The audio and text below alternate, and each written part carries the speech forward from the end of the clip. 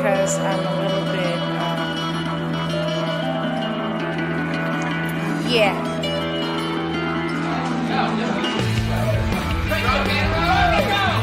Hello, Cleveland! Hello, Cleveland! Fuck you, Mr. Postman. Fuck off, good. No. We'll do it live. Fuck it. I have no idea what's going on.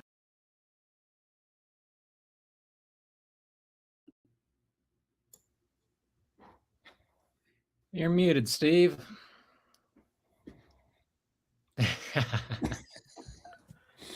Man, we're hitting all the technical glitches this time around. Starting late, messed up the intro, and I'm muted. Hello and welcome to Out of the Tiles 9, a music rewind live stream where a handful of old music nerds gather to talk about music. Big thanks to Alan, Mike, and Luke here for joining me tonight. Welcome, gentlemen. Thank you, sir. Al, you're muted. I think I muted this when the intro came on. Oh, that'll do it. I don't know if we're streaming on Instagram. Maybe we are. I don't know. But I tried. I wouldn't even know how to do it. It's stream keys and all that stuff. YouTube's nice and easy.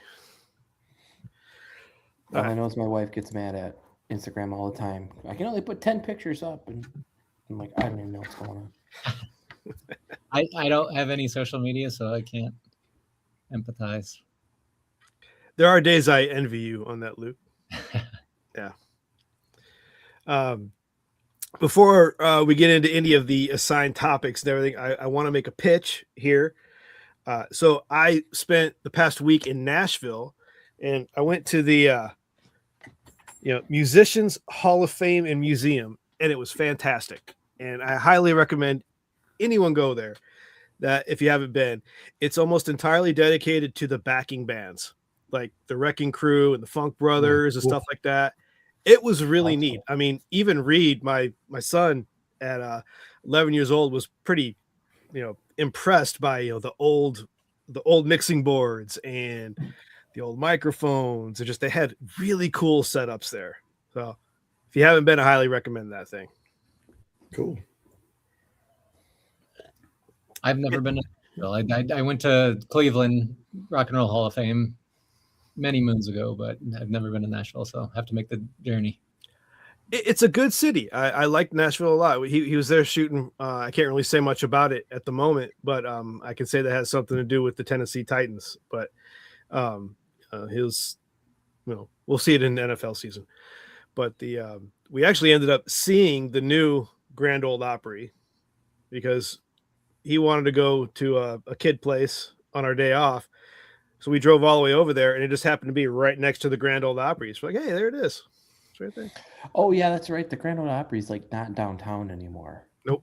Right? It's like out on the interstate a little bit. Yeah, like when Danny and I were there for Pearl Jam, we went out. We stayed actually out there by that area. Opry Mills. Yeah. And then like we kind of took pictures around the Ryman and stuff because that's where the hockey arena is like not too far away from where the Ryman's at. And I want to say that's like kind of like Tootsie's and all that, honky tonks and the Musicians Hall of Fame is right there in downtown. Like there's an old auditorium above it that they say a lot of concerts still go to. They actually mentioned Pearl Jam played above them. So you can't miss it. It's a big dome thing right there in downtown. Okay. Yeah. Well, as we do on Out of the Tiles, we start off with a corresponding year to whatever tiles we are on. Last time we talked 1968, and since this is Out of the Tiles 9, we're going to go with 1969, a relatively quiet year in music. Not much really happened, right? Let's see in my deep research. Let's see. The emotional climax of the 60s, psychedelia gave way to heavy rock. Singer-songwriters rose in prominence. Motown evolved. Woodstock became myth. The peak of idealism and the beginning of rock's darker, more complex era. the Billboard top 10 albums of '69. Number 1, In-A-Gadda-Da-Vida by Iron Butterfly. I didn't know that was number 1 album. Wow. Iron Butterfly. There you go. Yeah. Used to make out to this hymn. Rock and or roll. 2 was Blood, Sweat, and Tears, self-titled. Number 3 was Hair, the original Cast album, which is, I guess, is that Age of Aquarius? Is that?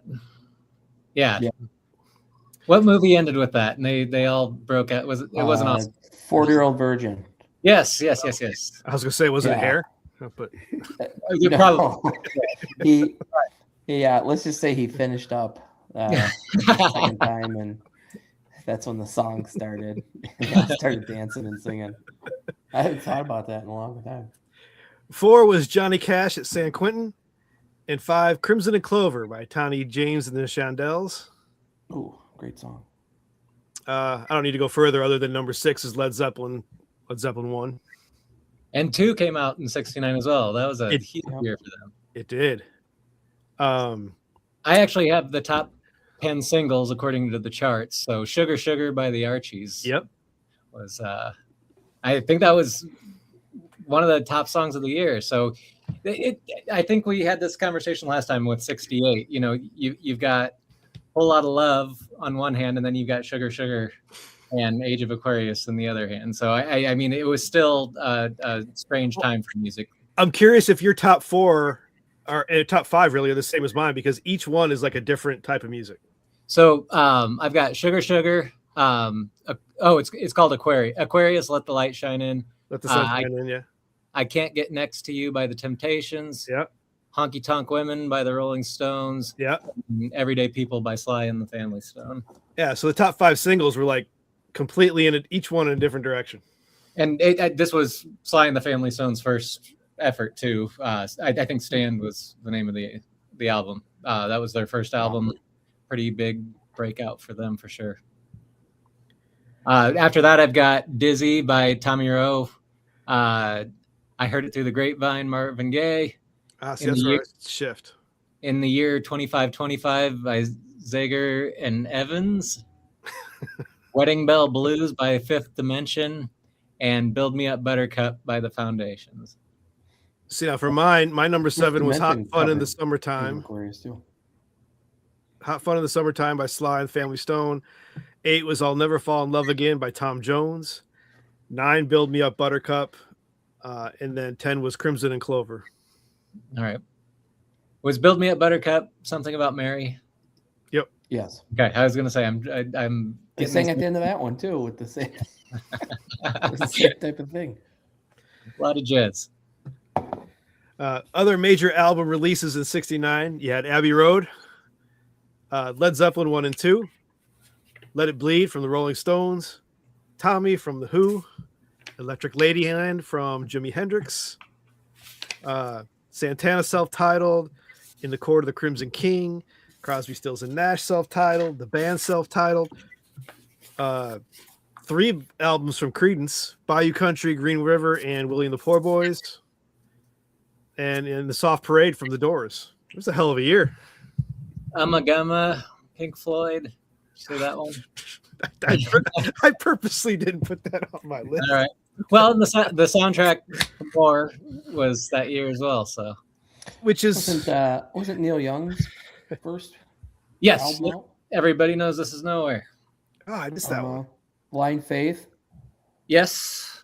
Velvet Underground's first the album. Dusty Springfield record that everybody knows, that her on the cover. Like Elton John's first album, Empty Sky. I like that album. Stooges. Guess Who had 2 albums as well, Wheatfield Soul and Canned Wheat. Oh. And the obvious 2 major music events, you've got Woodstock in August and Altamont in December. So the peak of, free love, and then the dramatic downfall. And I've got the Isle of Wight Festival as well. So got the band, Joe Cocker, Dylan. Was Monterey? Jimi Hendrix, of course. Yep. Was Monterey in that year? The big Monterey Jazz Festival. Monterey was 60. I thought that was the year before. Like towards the end of 68, but I could be wrong. Yeah. We talked about that in December. That was like 5 years ago. Yeah. But yeah, I at least I thought it was, or I thought it was even 67. But so the Grammys were held in May of 70. Any guesses on, record of the year, which would be the single, or album of the year? I know both, so I won't answer. Is it Abbey Road? Nope. Abbey Road got nothing. It did. So Grammys would have been the previous year. So it would have been 68. Which would have been the White Album. But when I say like for what was released in 69, the Grammys were in May of 70. So that's what I'm looking at. Oh, gotcha. Well, then I don't have the answer because I've got Glenn Campbell. Yeah, it was for the previous year. Okay. And Simon and Garfunkel, Mrs. Robinson. So that was the Grammys that took place in 69, but you're saying the one that took place. Yeah, so the record of the year is Luke's favorite song. It's Let the Sun Shine In, Aquarius. Nice. Fifth Dimension. And the album of the year was Blood, Sweat, and Tears. So yeah, there's some good songs on that, man. There are. That's a great band. I'll fight on some Blood, Sweat, and Tears. Yeah, the first two albums. Best new artist is Crosby, Stills, and Nash on here too. So I mean, they kind of cheat. A little bit. I mean, the three of them were another band. Like they were like popular bands. But the Grammys the previous year were horrible. I mean, we spent a lot of time on that last live stream, how bad they were. This is much. The Beatles did get best rock vocal performance for Get Back, as I'm looking at it, which wasn't even on Abbey Road. Yeah, best R&B male was B.B. King, and best R&B female was Aretha Franklin. Best country vocal male Johnny Cash, female Tammy Wynette. So I mean, just a string of legends there. Wow, absolutely. I also have a note. Elvis Presley hits #1 after 7 years off the charts with Suspicious Minds. That's a good tune. Great song. In the Ghetto was on that record too. Yes, yep. That was another one that. And if you can't hear Cartman singing it right now, can't not hear it. Is the scarf going to make an appearance? No, you guys have already seen it. It's. But it's a good prop. Anytime Elvis the prop should come out. They can listen to previous live streams. I pulled it out how many times now? 3. There's my dad threw a comment out on Facebook here. He's a big fan of Blood, Sweat, and Tears. Good stuff. Steve, I always forget that your dad's name is Steve because I was like, why are you typing on this, Steve? It seems really a little bit self-indulgent. Hey man, we're already on the show. You don't have to convince us, all right? Some depressing news from 69. Sharon Tate was murdered. Oh. That's the Manson stuff, isn't it? Yes. Yeah. Helter Skelter, man. Yeah, I don't have deaths. I have the notable artists born in 69. Well, let me throw another death out before we get to the new life. Brian Jones was found dead in a swimming pool at his home 1 month after Rolling Stones. How come we're not reinvestigating that? There's in my in my research for all these Stones albums recently, like Aftermath for Album Archives and others, I learned a lot about Brian Jones. I had no idea before. He was like, there's the Rolling Stones, and then he's just off over here. Sure. I didn't realize how separated from the band he was, especially towards the end. Mick Taylor joined 2 weeks before he died. So. But he was technically kicked out. He wasn't even an active member when he died. I didn't know that. Yep. Some say that drove him to his death. There's a lot of theories out there. Lots of theories. Lots of theories. All right, so let's bring the mood back up. How many people were born? All right, so we've got Mariah Carey. Still alive?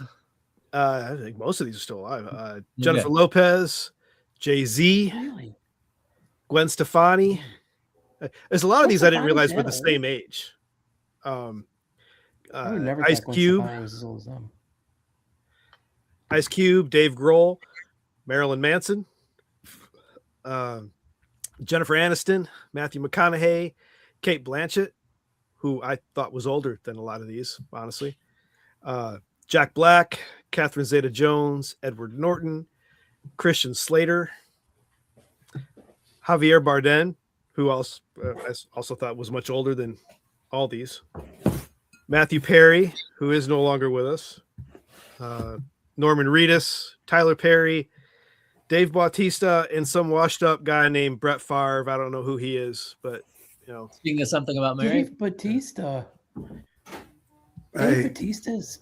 I'm gonna eat while we're doing this to make That myself old? even older. you put the board on. you can turn the camera off. It's not like against the rules. No, I If you don't really want to. eat. Dave Bautista, he's in that movie, The Wrecking Crew, right? That was just out. Was he? Yeah, It he was a just came out professional wrestler. With Jason Momoa, right? Or, Yeah. yeah. He was a I professional watched wrestler, that and the he other was night. also in the Guardians of the Galaxy. Guardians of the Galaxy. But I just love it the first time because his name was always just Batista when he wrestled. And then the first day I find out his name is Dave, I'm like, that guy's named Dave? Dave. Like, It's just Dave. that's Need his name. something No more wonder why he just exotic. goes by his last name. It's just so lame. Like, Dave? Dave's not here. Yeah, Dave's not here, man. Till there's somebody somewhere that's like, his name's Mike. It's just so lame. I mean, I expected something more. Yeah, but my last name's I'm not like Batista just sounds like a badass like wrestler name. I'm just some 45-year-old white guy that lives in Ottawa, Illinois. Yeah, it's like Steve is such a boring name. I'm just a network guy. Okay, yeah, that fits. Yeah, that's boring. I'm not supposed to be cool. And we are not cool. That's why we're talking music on a Friday night. Yeah, right. Hey, Jamal, welcome to the show. What's going on, fellas? How y'all doing tonight? Doing good. Finishing up our 1969 conversation here. Oh, I've got You got more? for days. Yeah, You got more trivia over there for us? I reached the end of my list. Paul McCartney and Linda Eastman were married on March 12th, and John Lennon and Yoko Ono were married on March 20th. I don't know if that was planned or there was some sort of one-upsmanship going on. That was the time that they were one up. Always, yeah. And then John and Yoko did their bed in and recorded "Give Peace a Chance" a couple months after that. All of them having fun after the Beatles broke up. When did the Beatles officially break up, actually? 70s. 70? Yep. 1970. The official like paperwork, like they kind of were breaking up kind of anyways, but they wanted to sign with the super agent that did like the Stones, and Paul McCartney didn't trust him. And then Paul, like John, technically. Alan Klein. Alan Klein, that's right. I was going to say, yeah, John left the band. He left the band, but the official like paperwork and all that shit was done in the 70s, and it was started by Paul McCartney. I think they still recorded some songs for Abbey Road after he left, if I'm not mistaken. And another fact, Paul. After John left, the three remaining members recorded. Well, George Harrison left in the middle of, Get Back. But that was recorded before Abbey Road. No, right, I know, but you know what I'm saying? Like I feel. Oh, like yeah. Ringo constantly quit, didn't he? Sure. So. Yep. Did he really? Or Paul didn't like his drumming, and he used to walk out of sessions all the time. Huh. That's fine. I didn't know that George quit during the middle of those Get Back sessions. That was a fascinating, dramatic turn in the middle of that documentary. For sure. The Abbey Road cover was photographed on August 8th of 1969. That gives you any sort of timeline. Which, if anyone goes to that museum I mentioned at the beginning, they've got an Abbey Road mock-up. I got my picture taken walking Abbey Road. So it's pretty fun. You should have done it with your shoes off, Steve. And then Might have been frowned upon. People would have thought you were dead like Paul. That's a fun rabbit hole to go down. The rooftop concert was on January 30th of 1969. Was it? Oh, Yep. That should have been on That's my probably. list. I'm guessing that's where they must have got Get Back from for the Grammys. right? I mean, it could have been. Yeah, Get Back was released before Abbey Road. Was it a single? But... Was it just a single? Yeah. Yep. What was that in '69? Yes. Yeah. Okay. Yep. The Get Back single came first, then Yellow Submarine, then Abbey then Abbey Road. And then Let It Be, even though they held on to Let It Be until 70. Even though Abbey Road was their last record. Yep. Exactly. That's how I put it in all of my collections. Abbey Road's actually the last album. Makes sense. Johnny Cash and Bob Dylan recorded "Girl from the North Country." Are you sure this time? Or what's that? Was that the one I got wrong last time? Possibly. Right? I think it was. I don't remember. Yeah. It was one of the Bob Dylan records, and the Nashville Skyline. 69. Nashville Skyline. Yeah. Jim Morrison arrested for exposing himself on stage. Is that the one in Miami? I do not have a city. March 1st is the date. That's gotta be the one from the movie. Yeah, the Miami I think was the big one. Yeah. No pun intended. Did you say Chicago? Chicago's first album, Chicago Transit Authority. Yep. That's when they were the CTA. That was like Summer in the City, right? Or no? Al would know. He's the Chicago fan. Well, I had Introduction. Oh, Beginnings. There, I think. Yeah, Introduction. I think the Beginnings is on that, right? Yeah. Both of those are really good songs. What else? That whole album is excellent. That did not make it onto the for sale list. I'm keeping that one. It is on the future honorable mentions list for album archives, though. Nice. Yeah, I was wondering. I thought you had a bunch of Chicago sitting there, and I didn't see any. I think I have that record, actually. I think my parents had that one, so I swiped that one a while ago. I got some albums set back for round 2, but keeping that one for now. I'm still fascinated that Inagata Davida was the top selling album of the year. That's, wow. Well, they couldn't buy the single. Think about it. I mean, if it was a radio hit, that doesn't fit on a 45. How long is that track? Didn't they put, I don't know, somebody can probably look it up real quick. Didn't they put half the song on the front and half the song, or the rest of the song on the back? Was that one of those 45? That they did that? That's cruel if they did. Because, I mean, the album itself is... Or they put an edited version on the front, and then they put the instrumental in the back or something. Is that... maybe I'm thinking of something else, but... I mean, I could see that for sure. This says Inagata Davida was released in June of 1968. A slightly over 17-minute version occupies the entire second side of the album. Yeah. But that's what I mean. Like, if they couldn't sell the 45 of it, I could see how you would have to buy the album. It get right. popular. That's what you're saying. Buy the album. There's no other way to do it. Yeah. It's a 2.5-minute drum solo in the middle. That's great. Oh. It's better with the keyboards and the old lady playing it. Right. in the church. The church lady.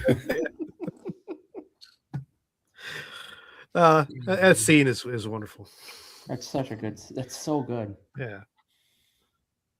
And Nick Drake released his first album, 5 Leaves Left, which is I got that on my list for best records of the year.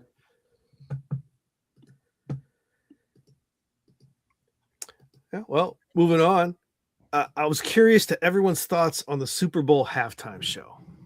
Did you watch it? And if you did, what'd you think? I did watch it. I thought it was really good. It was really entertaining. I mean, I don't think anybody would have been falling asleep watching that. And then just a funny story on it is my wife, as you know, is a huge Lady Gaga fan. And we're all in our living room watching it, and our TV's like mounted. And this is what my mom's in there, and like my sister and my niece, because they don't really care about football, but they wanted to see halftime. And all of a sudden, Lady Gaga pops up. And my wife just goes, "Everybody shut the fuck up. The mother monster's on TV." And she hugged the TV. I was like, I was like, hey, everybody else is trying to watch this, man. I watched it, and I was entertained to a point of I can see how this is entertaining. I mean, I don't speak the language, so obviously I didn't understand a word he was saying. It was one long song to me, but impressive dancing, impressive choreography, impressive sets, which halfway through it, I stopped listening to the music and I'm just watching and thinking, this has got to be weird from the crowd there. Like, oh yeah, because they can't really see, because it was made for TV, not the people in the stands. Well, just the Jumbotron, though. Yeah, but that was just kind of weird to me. I mean, you look back at Prince and Tom Petty and the other ones in the past, they may have a skit or two at the beginning or end, but this entire thing was made for the people at home with the Jumbotron. So it's kind of weird. I mean, like 8-foot corn stalks or sugar stalks, whatever they were, and then the house and everything. It was just, it had to be weird sitting in the stands watching that. I watched it, and I got to say, I didn't enjoy it. I couldn't understand it, so I didn't enjoy it. Yeah, I mean, but I can't understand Eddie Vedder when he sings Yellow Ledbetter. That doesn't mean I don't enjoy it. No, yeah, that's entirely true. I just gibberish. I mean, but with Eddie Vedder, I can tell when one song ends and another one begins. Oh, I mean, I don't know. I mean, I don't know. That's Latin. That's kind of like salsa Latin music, though. There's not like, it's kind of like, I'd almost think of it like, be like a Grateful Dead set. Like, yeah, fuck, there's 5 songs in a row. That could have been the same song for all I know. I don't know. I thought, because I've only other time I've seen him or heard his music was on Saturday Night Live. Because yeah, I mean, I'm not a pop artist guy. Anyways, I don't really care what language you speak in as long as it's a good song. Because there is a really good band from Mexico called Mana. That is kind of like the Spanish Pearl Jam, I guess. They tour just like they do, and it's like the shit is. It sounds like, like alt rock from like the 80s and 90s and 2000s. But the game was so fucking boring in the beginning that like you could have had somebody out there in a violin like for 15 minutes, and you would have been like, you know what, that's been more exciting than watching a fucking field goal kicker kick 3 field goals. I mean, it was so. If you like defense, it was a great game. I liked it. I was gonna say, I liked it. I liked the chess match between the coaches. I liked what was going on, how they were adjusting on the fly. I didn't mind the lack of offense, honestly. I didn't. I liked the guy playing the Spanish guitar in the middle of the fake field they had. That was nice. I liked that part. And there was a real wedding, right? Yeah, that was real. They invited him to the wedding. I think the dude was from San Diego, the preacher. I mean, Sacramento. Yeah, he's like, I can't go because I'm in the Super Bowl at halftime. And he goes, why don't you come and get married at the Super Bowl? I was like, how fucking cool is that? Like, there's not a lot of people can top that story for when you got married. I didn't know that. I did. I didn't know the football he had up there was bulletproof. He had a bulletproof vest on too, because I guess he was getting a lot of death threats for the performance. So they had there was people inside the dancers were bodyguards. It was crazy.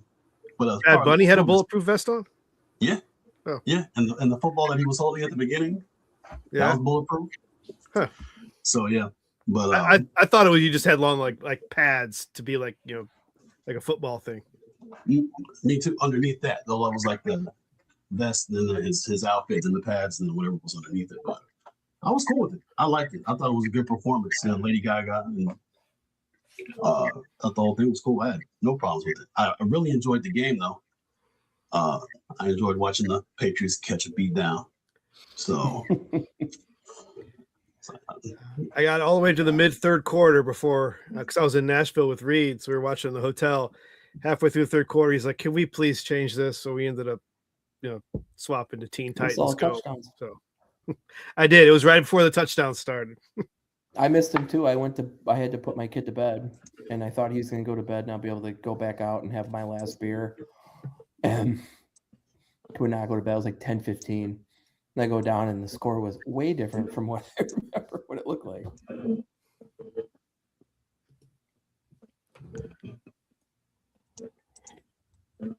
I don't have cable. So Cable. I didn't watch it. I saw nothing. I did probably listen to an album. It was on NBC. All he needs a rabbit ear. I don't have the TV to get cable. The basic even. You've been to my place, Al. I've just got the record player set up in the middle of the living room. Yeah. Luke, All you need is an antenna. You can watch it on the airwaves. So On my computer? You don't have a TV there? I don't. Was it No available TV. for free on like the streaming channels anywhere?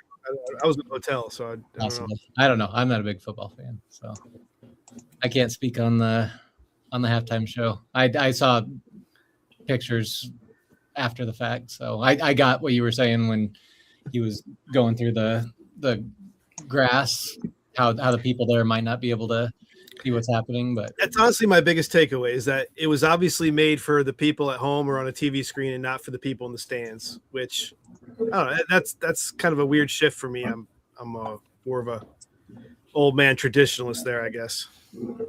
Well, when you're there though, I don't know, like it's got to be like a lot to be at the Super Bowl, like with just constantly shit going on and promotions and like commercials and people trying to sell you shit when you're there.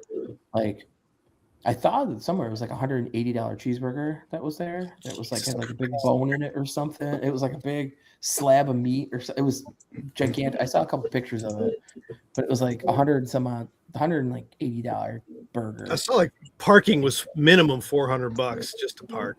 that's insane. And you don't even get to enjoy like San Francisco. You're out in Santa Clara with all like the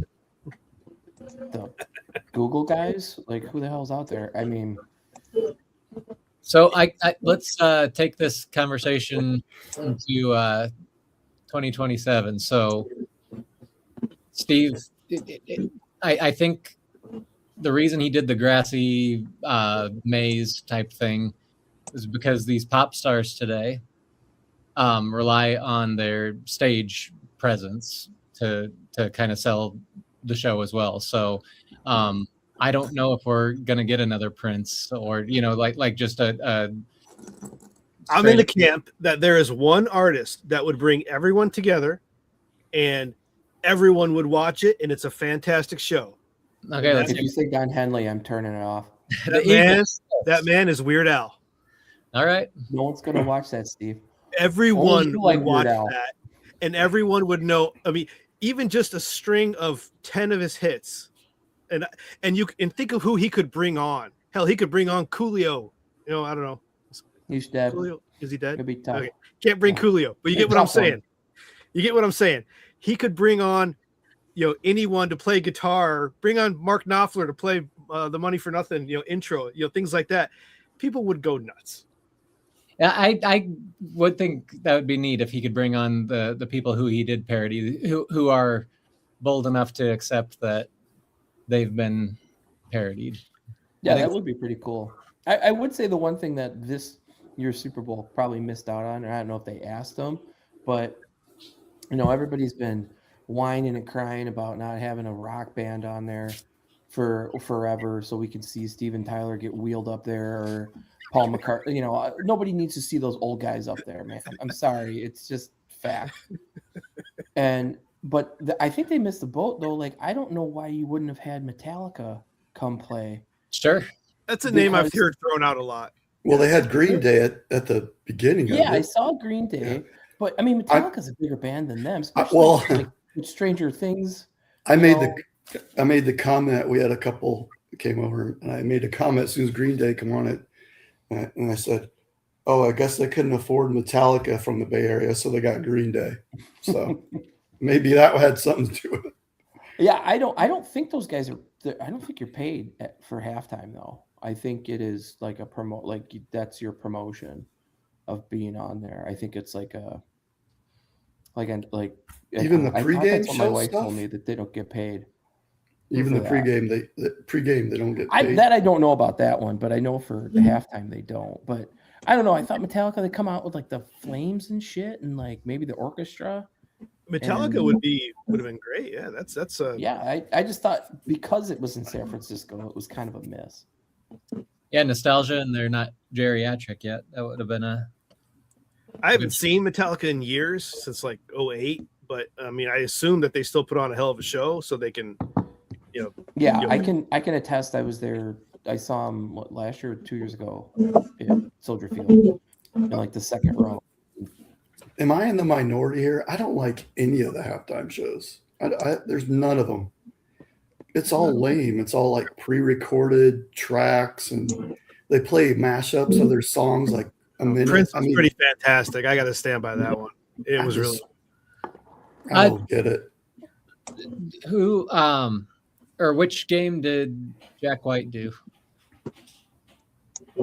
Oh yeah, I saw that. Or did that happen? That was Thanksgiving. Detroit. With Eminem. Oh. Yeah. So you're right. They did do a mashup, but I thought Jack killed it.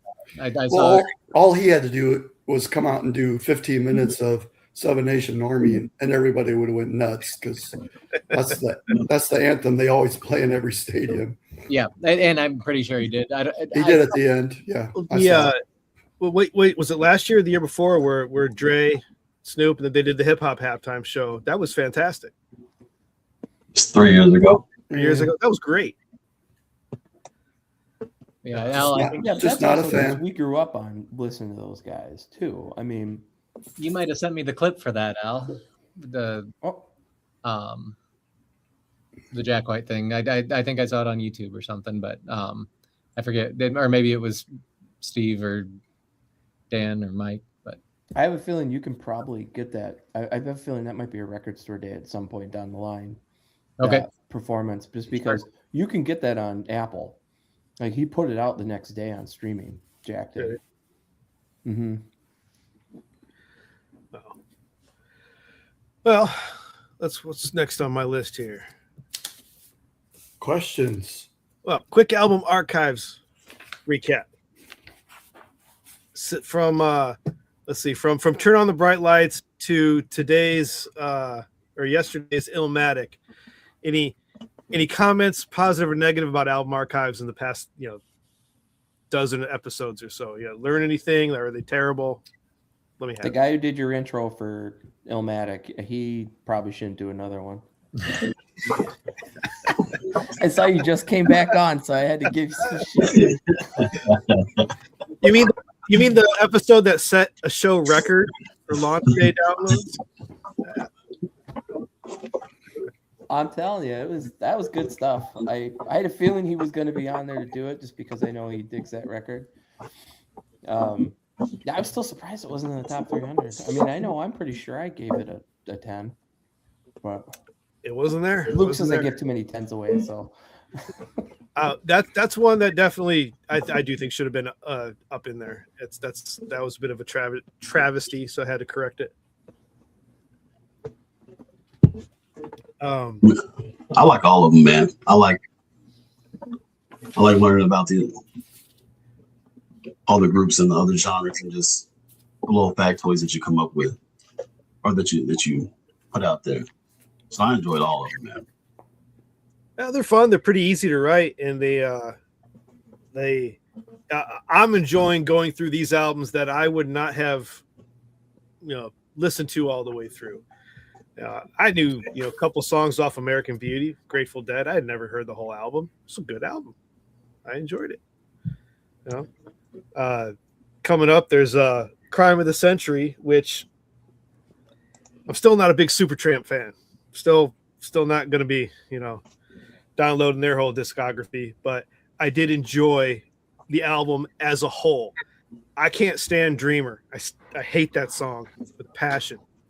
But as a whole, actually, it's a pretty good album.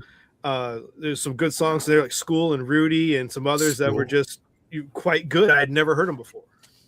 It's recorded extremely well. Yeah, they're releasing it on a hi-fi line here in the next couple of weeks. Oh yeah. So, yep, it's highly regarded in that realm. Yeah, extremely. You could, I mean, every instrument is so well recorded on that, I think.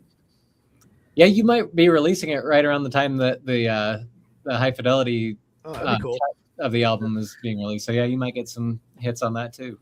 Yeah, I don't try to time that stuff, but if it happens, that's pretty cool. Well, and speaking of timing, Bob Weir, American Beauty, you released that a couple weeks after he passed.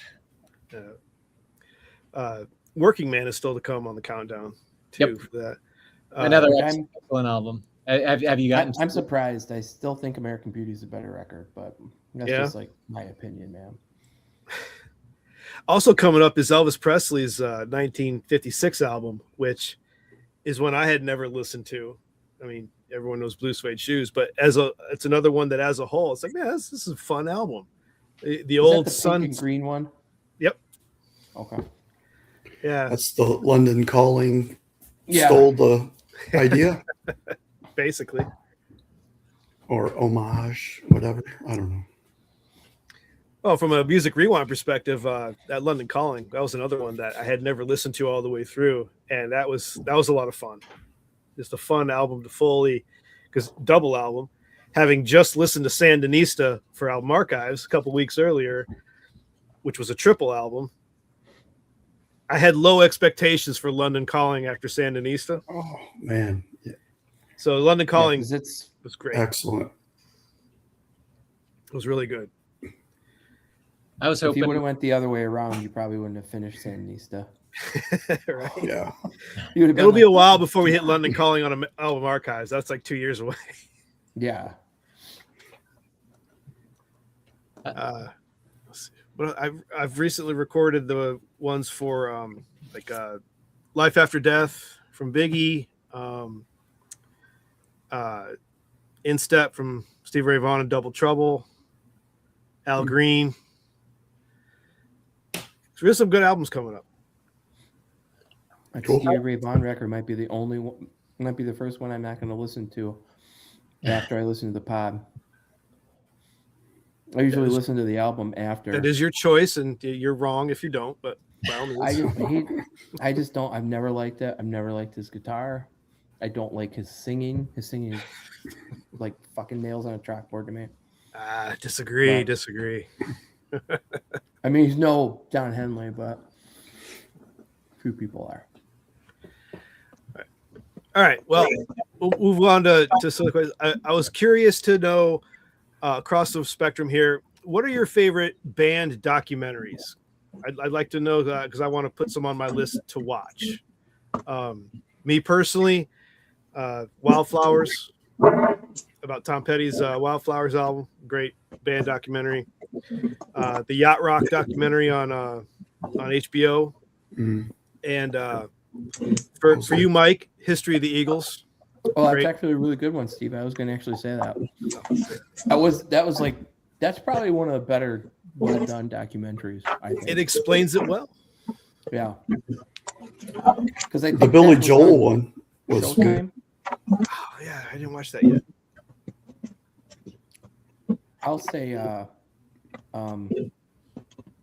the George Harrison one that was either Amazon or I want to say Showtime. It was or HBO. Maybe it was Max. HBO. It was like one of the. It was on Max. It's on HBO Max. It was one of those ones. Yeah. But the guys from The Ringer, Bill Simmons, they do a bunch of music documentaries on HBO Max. The Counting Crows one just came out a couple weeks ago. One on Jeff Buckley. Oh yeah, the Counting Crows one. I just watched that not too long ago. That was good. It was really good. It was really good. I think the Billy Joel one. Job with that. Huh? The Billy Joel one. No, where's the Counting Crows one? HBO Max. It's HBO Max. It's all the it's the guys from the music guys from The Ringer that do it, and Another one they did was a Lansmore set that was really good. It's on my list. I haven't seen that yet. Yeah, it's because you get to see a young Taylor Hawkins in there playing the drums for. It's kind of cool. Huh? I didn't know he did that. I no idea myself. The Wrecking Crew documentary. I mean, that's probably one of my favorite ones. That was super interesting for me. All I can say, it's Shannon Hoon documentary. I bawled my eyes out. I remember seeing the trailer for that. I never watched it. Did it come out? It came out finally? I've got it on DVD. It is so powerful because so not a lot of people know this, but Shannon recorded his whole life on Super 8, and the entire documentary is from his eyes. His camera that he was holding. Wow. You get to see his daughter born. You get to see his struggles. I mean, it was powerful. Please watch it. Yeah. Any not even Blind Melon fans, just any 90s music fans, you should definitely check that one out. It's absolutely amazing. It's not music, but that reminds me of the Val Kilmer documentary. Yeah. Val. He basically did the same thing. Every movie, everything. He always had a camera going in the background. Yeah. But yeah, and they both, their lives were ended tragically. Shannon much younger, but didn't get to. Yeah. I think he's in the 27 club, right? Was he really? Yeah, he was a little older. I think he's 27 club. I mean, it was heroin, right? I mean, it was an OD. Yeah. I will say another good one is on. I think it's on Amazon, and it's the Grateful Dead one. But it's that the miniseries? Yeah, that's a long. It's a long one. It's a long, strange trip because it is like 10 hours, and it's kind of like going to one of their concerts. You're like, oh, this fucking these guys are still going. But that one's really good, and I would say as like a pro, like obviously I think there's a good Pearl Jam. I mean, I think Pearl Jam 20 is pretty interesting for them. And then I will be remiss if I don't talk about Kurt and Courtney, so we can find out who the real killer is. That's in that documentary that she killed him. That might be one of the shitty. It's like it's so absurd. It's like tinfoil on a hat, fucking documentary. I watched it and I was so mad at myself that I did. Is that like an unofficial group of researchers? Yes. Which documentary is this? It's called. I think it's Kurt and Courtney, and it's this. They're trying. It's basically them proving that Courtney killed him instead of him killing himself, and it's just the people that they talk to. Like they got this guy in a bar with like people yelling around him. They got this other guy coming out like of his trailer park, like with no. And they're like, these are credible sources. Like, it was like it's done by like a bunch of drunk guys. Like it sounds like a bad episode of Cops. Yeah, like a bunch of rummies trying to figure out like who killed JFK. Like they're like, all right, hear me out. So 180 from that, there's a documentary called About a Son. That one's good. Yes, Ben Gibbard from Death Cab did the soundtrack for that one. That one's on HBO, I think. I saw it many years ago. Yeah. What, 20 years ago? I wanted to mention the if you have the box set of the Traveling Wilburys, there's a great making of the first album on one of the discs. It's really fascinating to watch how they made that first Traveling Wilburys disc, and you can watch the whole thing on YouTube, but the DVDs and the box set, how they just these guys just we're gonna go over to George's house and play some guitars and play ukuleles till dawn, and how it just kind of morphs into the Traveling Wilburys. It's fascinating.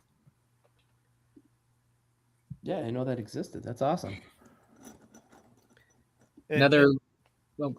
I was gonna say I'd be remiss if I didn't mention Get Back and The Last Waltz. Get Back, obviously the Beatles, recent one, but The Last Waltz, kind of a Spinal Tap? documentary. I mean, it's the concert, but then Scorsese has a lot of good band interviews intermixed, so that's kind of a cheat. But just one. It's still enjoyable to me. Spinal Tap's a documentary, though, right, Steve? So I'd go with that one. Based on every true story. There's another one called "If This Ever Gets Weird." It's Omar and Cedric from the Mars Volta. Another one with a lot of footage from a camera that was in the room back in the day, but you get to see them recording their first album and maybe a couple afterwards. But anyway, John Frusciante joins them. It's a really cool look at the process behind putting an album together. So, and you get to see a lot of candid stuff as well. Do they talk about At the Drive-In in Sparta? Yeah. Yep. Yeah, for sure. And they've got footage from that era as well. When I forget his name. The lead singer for Sparta. When he was in the band. Jim. Crap. Anyway, go ahead. I was watching recently on YouTube again, the like 6 or 7 part from 1995 PBS History of Rock and Roll, which is great. It's you could to watch it with all the music. You got to watch it on YouTube because rights and stuff that's all butchered if you try and find a DVD of it.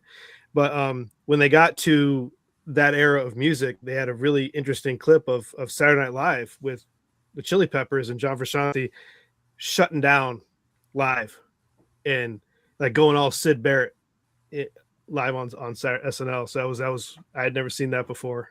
Sure. I don't think I've seen it. I didn't know that existed.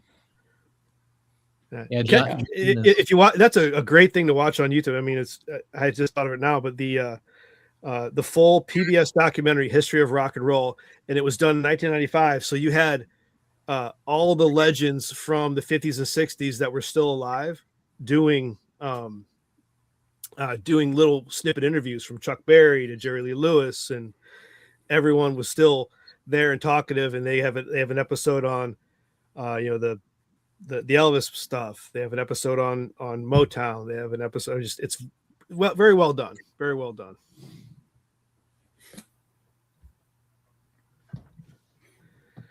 All right. Any other documentaries, band documentaries, music documentaries, anything worth mentioning before we move on? PJ20 would be remiss if you didn't mention Pearl Jam. PJ20 is absolutely amazing. Mike, did you attend the concert? No, I said I did mention that before. Oh, you did? I did not hear. No, funny story. I wish Danny was on here because I would call him out, but I'm going to anyways. We were supposed to go. Danny got married in Chicago, but it was a smaller wedding. And then he was going to have a kind of like a not rehearsal, but like a like a party for the wedding, like back in Spring Valley. And it was the same weekend as Pearl Jam 20. And I remember this. Yep. And I was his best man. And I'm like, well, fuck. I go, dude, first of all, I have to be here. And he goes, well, you don't have to, man. Pearl Jam 20. I go, yeah, but you're the person I go to Pearl Jam 20 with, man. So it's like, but I would have loved to gone. I mean, I'd love to see Pearl Jam 40, but I don't know who's drumming. So there's a lot of speculation. Is it Jane's? Yeah, Jane's Addiction's ex-drummer. Really? Well, he was drumming with them. That's the one that people are really rallying around. So, are they at 40 years now as a band? No, they're at 35. 35. Yeah, it's 35 this year because that's a hell of a run. Yeah, but I think they counted starting in 90 because that's when the first show was, right? Yeah. They So well, sorry, I guess it would be 36. Like as that was all the 35-year-old. The 10 Club shirt this year is 35. Oh, it is. Okay. All right. Yeah. I wonder if there's a record for, as a band, and it's probably the Rolling Stones, but I know like Van Morrison and others have been doing albums for 500 years, but Do you have he just put one out last week? Did he really? Oh, like as a band, like a Rolling Stones or Crazy Horse or whoever, because that's difficult. You know, the meeting of the minds for 20, 30 years alone, that's hard to do. Yes. So they have Spinal Tap problems with their drummer. So it's. I'm not talking original members. That's also hard. Yeah, I mean, this is number 6, but I mean, the guy originally drummed on there. What, I don't think he toured with him, did he, Luke? Like, no. Yeah, he was just on the record. Yeah. And then the guy who toured with them afterward. So was it Matt Chamberlain? Yeah, Matt Chamberlain. Okay. Yep. And then Dave Cruzen. Yeah. Yep. One of the two did the album, and the other one toured. And then Abrazesi joined after. It wasn't the Pumpkins drummer, was it? Or was that Jimmy Chamberlain? That's Jimmy Chamberlain. Jimmy Chamberlain. All right. Matt Chamberlain has been on pretty much every album you've ever heard of. That needs he's prolific. He's the one that didn't like the tour, I think. Yeah, and then I think so too. Dave Cruzen and then drinking thing, and I think he was too much of a partier, and then they brought in Z or whatever how you say it. Stephen Perkins is the name I was looking for. That's Jane's Addiction's drummer. Like I said, it's just rumors at the current point in time, but a lot of signs are pointing towards it, especially since Dave and Perry got in that fight. Was it last year? Yep. So if Jane's done for good, then I'd be all right with it. All right. So, question. What musical styles made bands completely change their style or method? Like the example that Al gave me here is Kiss doing some disco stuff, or when ZZ Top started using drum machines. Yeah, and you probably want to not include pop stars because they'll switch up chasing hits at the drop of a hat. But so I was thinking more established bands who did a 180 for some reason. So it doesn't have to be to basically chase a hit. I mean, that's what Kiss did, and the Stones did it when they went disco with Some Girls and Emotional Rescue. I mean, even Queen, right, with Another One Bites the Dust, and pretty much.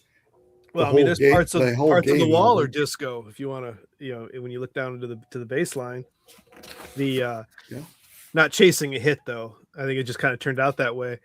But like ZZ Top, which Alan and I had a side conversation, or that's what sparked this, where ZZ Top had to change for MTV, and in order to get that beat, they went to drum machines. Which I can't listen to Eliminator now and not think that's a drum machine. Yeah. Well, and the other example, I think, Steve, that we talked about was when Eric Clapton did I Shot the Sheriff. I mean, totally reggae, just for his love of Bob Marley and reggae music. I mean, that was a pretty steep departure for him at the time. Yeah. Well, are you talking like full shifts or just like one-offs? Or any? Yeah, I mean, just one-offs, not necessarily changing your whole style, and keeping it that way. Well, one thing that comes to mind, and it wasn't chasing a hit or a trend, but it's Last Kiss from Pearl Jam. That was a song that didn't sound like the rest of Pearl Jam. It was, it was unique to the rest of their catalog. I fucking hate that song. But is it like a genre? But is it like a genre shift though? I mean, is it? Yeah, because it was more of the early '60s, not quite doo-wop, but what's that style of music? It was for charity. That and Soldier of Love were for charity. It was for the Kosovo refugees, for the Kosovo War. It was on No Boundaries was the original CD that you could get it on. It was a like a USA for Africa type, album, or like the live, the Christmas ones that they have. I can't think of the name of those off the top of my head, but and then they sold it as a single, and all the proceeds went to like the Kosovo refugees too. Yeah. I just remember in high school though, like, and Steve, you'll appreciate this because I just remember because one of our English teachers, he was also a football coach, like big burly guy, and he liked like, you know, classic rock. But he came up to me and he's like, Brasky, what's this Last Kiss Pearl Jam song? He goes, does the rest of those guys sound like this?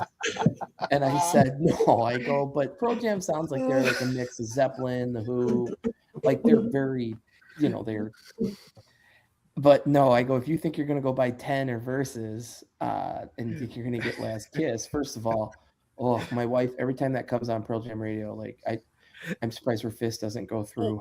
And that's what I'm saying. It was definitely a genre twist. It was not like the rest of their catalog. Yeah, and you probably need to exclude the Beatles and Zeppelin because they switch genres all the time. Was the record good though? Those guys. I'm sorry, I mean to cut you off. But when your wife wants to, I guess, punch through. I mean, oh, Last Kiss? No. Yeah.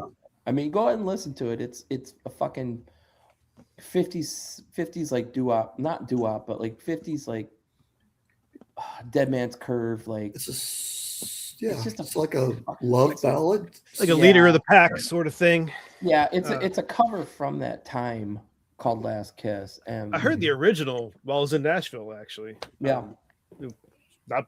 Not great, not bad, middle of the road. It's like kind of Buddy Holly, like very Buddy Holly-ish. Yeah, but it's not. I mean, I think I prefer the original over Pearl Jam. Yeah, definitely. It's a concert killer, but I've heard it. Concert killer. Well, that's when you go to the bathroom, right? Go get your beer. You don't get it. Last Kiss comes on, like there's like go to the bathroom. Especially with Modern Eddie's voice. See, I mean, I hate to talk crap about him, but he can't sing it anymore. He's trying to hit high notes that he can't hit. No, he's 2 bottles of wine in. Well, That's from a killer perspective. I'm going to throw out there then the Metallica and Lou Reed. All right. I was gonna say the multiple times Metallica when they first cut their dumb hair. And then that is chase. Yeah, that's chasing a hit. You're right. Fuck, that was. But doesn't your brother love those 2 albums? My brother does. I think they're amazing. I think Load and Reload are fantastic. How was it that much different? They're Ride the Lightning and Master of Puppets. No hard rock. It's so slicked over. Yeah, and they were chasing like 3 Doors Down type sound, and they shouldn't have. I don't think shooting for those videos, MTV videos in like new metal sloppiness. Yeah. So you think you're saying that they had switched up their entire style for the time period and stuff, like like you said, the new metal period or era, I guess. Yeah, I mean, there's even like books like a couple 90s books I've read about it that talk about that they were chasing instead of just like leading, which is insane because they're the biggest fucking band in the world. Because when the Black Album came out, they fucking just exploded. Yeah, it wasn't like they had a dud or multiple duds and then decided to change. Right. They could have just, charged on. I mean, the hair. The hair coincided with it. I mean, they could have cut the hair. Who cares? But when they cut their hair, it is like, and then they came out with Load and Reload. It's like, this is odd. I think it was the haircut. If they wouldn't have cut their hair, I think it would have been better received. No, I disagree. I have a question. So at that point, I don't know the time frame or when those albums came out, but I'm assuming at that point they're a legacy band, like they've been around for quite some time. So 20 years at that point. Yeah.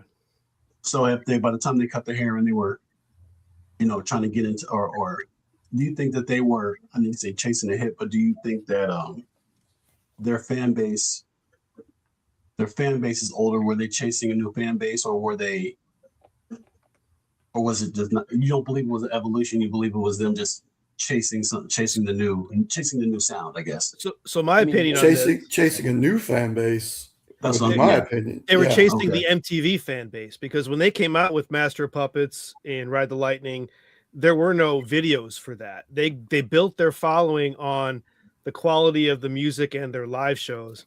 They did have some videos for one when Ride the Lightning, Justice came out and Justice for All, but they broke into the mainstream with the Black Album on these MTV videos, Enter Sandman, Unforgiven, and that exploded their audience. So they're like, well, let's use this MTV audience more and lean into that. And so instead of a 7 or 8 minute Master of Puppets, you got 3-minute Fire. So why wasn't the Black Album back? Why do you enjoy the Black Album and not Load? If the Black Album was, Black Album still had solos on it, and the Black Album still has like some heavier shit, like a Wolf. I will be. The Black Album was my gateway to Metallica. It absolutely was. I loved Nothing Else Matters, Unforgiven, Understand. I mean, there was some great songs on there, and then I discovered it backwards. Then I went to Justice, and then Master of Puppets, Ride the Lightning, and then after I discovered all that in like Hank's Garage and stuff, and then Load and Reload comes out, I was like, oh, that's kind of disappointing. I mean, it was a fucking trash can, and the drumming on that is. Well, that wasn't for that was Saint Anger. Yeah, Saint Anger too. That fuck don't. Oh, now I'm even angrier. That goddamn Saint Anger, where they decided no guitar solos. No guitar solos. I was gonna say Load and Reload have guitar solos. I think you need to give them another shot. I was also Ain't My Bitch. Ain't My Bitch. That was a song that they wrote. You gotta say it right though. It ain't my bitch. Do Load and Reload have a Call of Cthulhu or an Orion on it? No, I don't think they have any. I mean, the Black Album, I don't think does either. And I'll be honest. I mean, you have to throw this out there. There's no Cliff Burton anymore. Unforgiven 2 was on there. Oh, fuck off. Right? Unforgiven 6 was on the most recent one too. So if you listen to the Metallica episodes of Music Rewind, we go into a pretty good detail about the Cliff Burton influence and the classical training he had. It really impacted the band on those albums. And then once he died, tragically, they really missed that. I mean, nothing against Jason Newsted or whoever the new guy they got now. I don't even know his name. Who's actually been with them. Trujillo. Yeah, he's been in there with 10, 20 years now. Yeah. But that songwriting influence musically was really missed after he was gone. You're talking about like the arrangement and then how they arranged records and how they were produced. Where they made they made heavy metal sound almost classical. Okay. Was he a producer or was he part of the bass player? Oh, was he a bass player? Okay. Yeah, there's a badass bass player on the first record called, I can't think of the name of it, but it just starts off bass solo, take one. And if, as a guy who doesn't play instruments, but I know what a bass usually sounds like on a record, that did not sound like a man playing a bass guitar. The way he was shredding on that thing, it was insane what he could do. And he was classically trained? Yeah. Classically trained and then became a heavy metal rocker.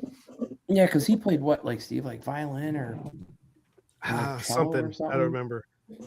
But on Music Rewind, we did episodes on Ride the Lightning and Master of Puppets. Both are great episodes. And Cliff Burton played and wrote on both of those albums.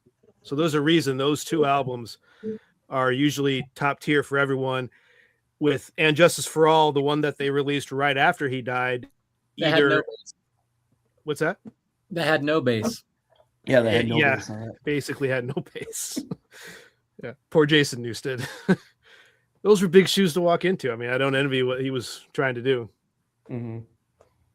I would say another one that kind of turned a couple different times, and I liked all their turns, and because I'm still a fan of theirs. But like Radiohead, when they went from the Bents to OK Computer to Kid A and B, Amnesiac, whatever, to back to like In Rainbows and over to Hail to the Thief was in there as well. Hail to the Thief, and like how, I remember listening to like, Creep, and then hearing the Bends, and the Bends to me is like just a fucking fantastic like hard rock record. It's like the guitars on there are amazing.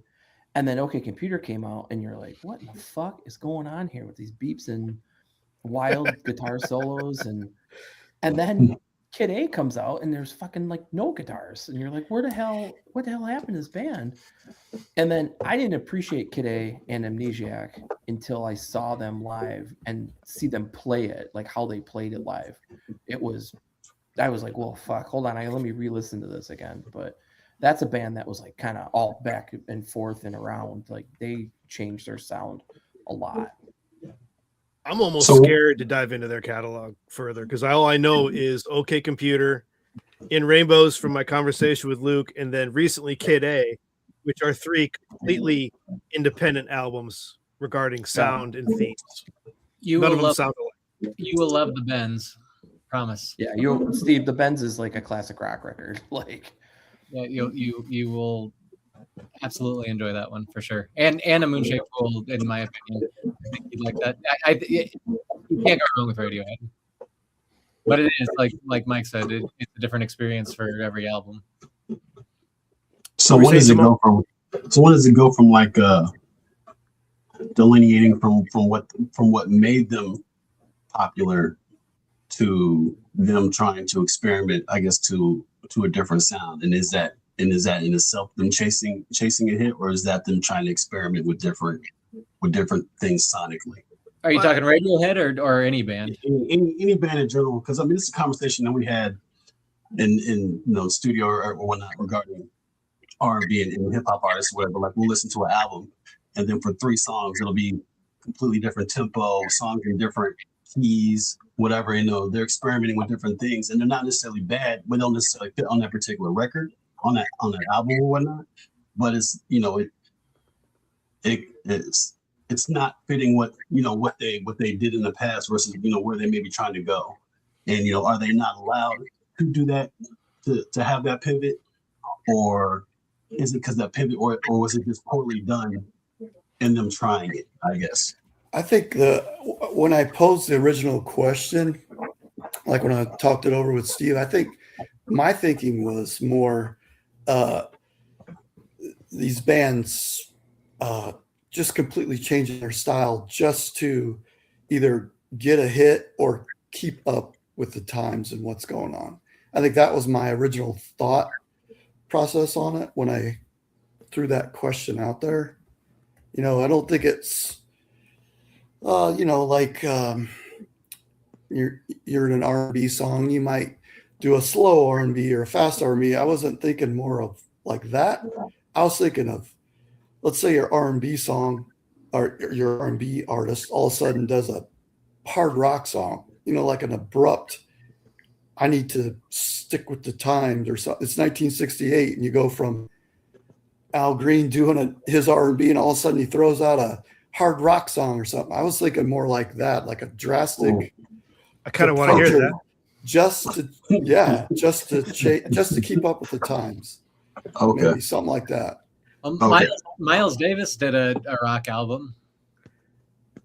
But he experimented all the time, though. I mean, that's not a so departure. there is a difference then, I think, between chasing and experimenting. So a lot of the bands we've talked about were successful at experimenting, whether that's Radiohead and the Beatles, exactly, and stuff like Outkast doing Speaker Box to Love Below. A lot of experimentation there that was not traditional R&B, but they had the clout and the balls and the funds to do whatever the hell they wanted. And now they're doing flute albums. Flute? No, Andre 3000 is playing the flute down the street. This is true. Yep. Did not know that. It's not temporary. He's planning on putting out another one, right? He is down the street. He is literally on Old National playing the flute. So yes, man, that's down the street from my house. To go with Al's point of like to changing their sound, I think the biggest thing that's happened in the last probably like 5-10 years is alternative rock guys or like rock and roll, like rock guys that have lost their audience, and so they decided that they're going to make a country record, like Aaron Lewis is Stained, and Hootie and the Blowfish. Yeah, Hootie's quite successful. Yeah. You know, the guy from Stain, though, that is it's Aaron Lewis. Almost Aaron Lewis is like such a sellout punk because of it, because the guy is from Massachusetts and he made Stained and Mud Shovel and All About My Pain and all this shit internally, and then he's a country singer and he tours with a Confederate flag behind his back. So like, you want to talk about a guy chasing money and chasing stuff like that. That is something to me, that somebody does that. Like, he knows that doing something like that is just going to get like clicks and people in. Like, he played at was that Sheffield or that it's a bar out in Bureau County. Like, he played there and I was like, this is a guy from fucking Stained. Like, what? I mean, Family Values tour ain't doing what it used to. I was like, it's been a while, but Jesus, like, was that a pun there? Yes, it was. Okay.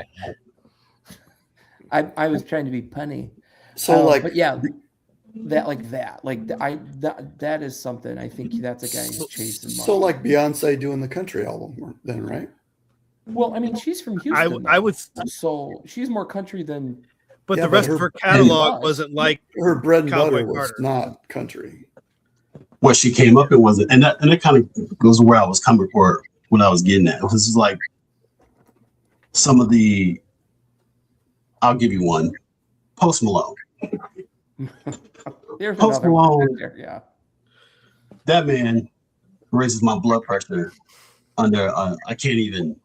But he's just he's just a snapshot in the same thing, because what he said was exactly what his question was, is that I was pivoting, or I made it in this, and then I pivoted to this because this is where my heart really is. Yeah, didn't he say he was going to make a country record? Is it, you fucking clown? Excuse my language, but this, I was pivoting. I was pivoting. Well, what else are you going to say, right? Because you can't.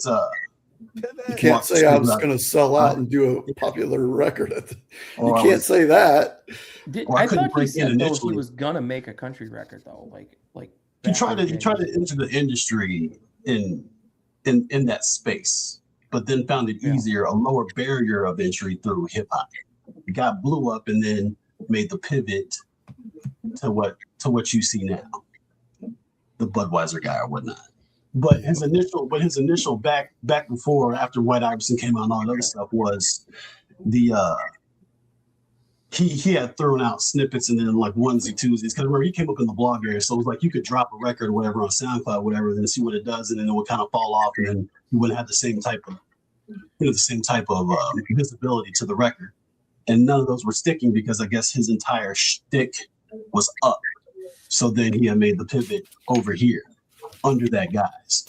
So, that's kind of where it's fascinating because, is he successful with the country crowd, or like do they accept the auto-tune stuff? Yeah. He doesn't auto. I don't think he auto-tunes a country. He doesn't auto-tune, but he's this fucking. My knowledge is basically beer bongs and Bentleys. I don't even have that knowledge. Yeah, Steve, he played New Year's Eve in Nashville on. Yeah, sure did. Yeah. Music Row. Okay. And he sounded without all the dumb shit all over his face. He sounded like a regular old country guy. Was he the one that I'll never understand face tattoos? That's no. He did it at a bank with Dave Grohl and Chris Novoselic, right? Didn't he fill in that spot? All right, we're waiting a sec. But in the meantime, so back to Beyonce. So, all right, is this it? Guy from work gave me this. It's the Post Malone tribute to Nirvana. Yep. Post Malone did a tribute to Nirvana. He played live with Grohl and Novoselic. Yeah. Man, I lost a little bit of respect for Dave Grohl. It's his goal to play with everybody on the planet. Or become Gene Simmons.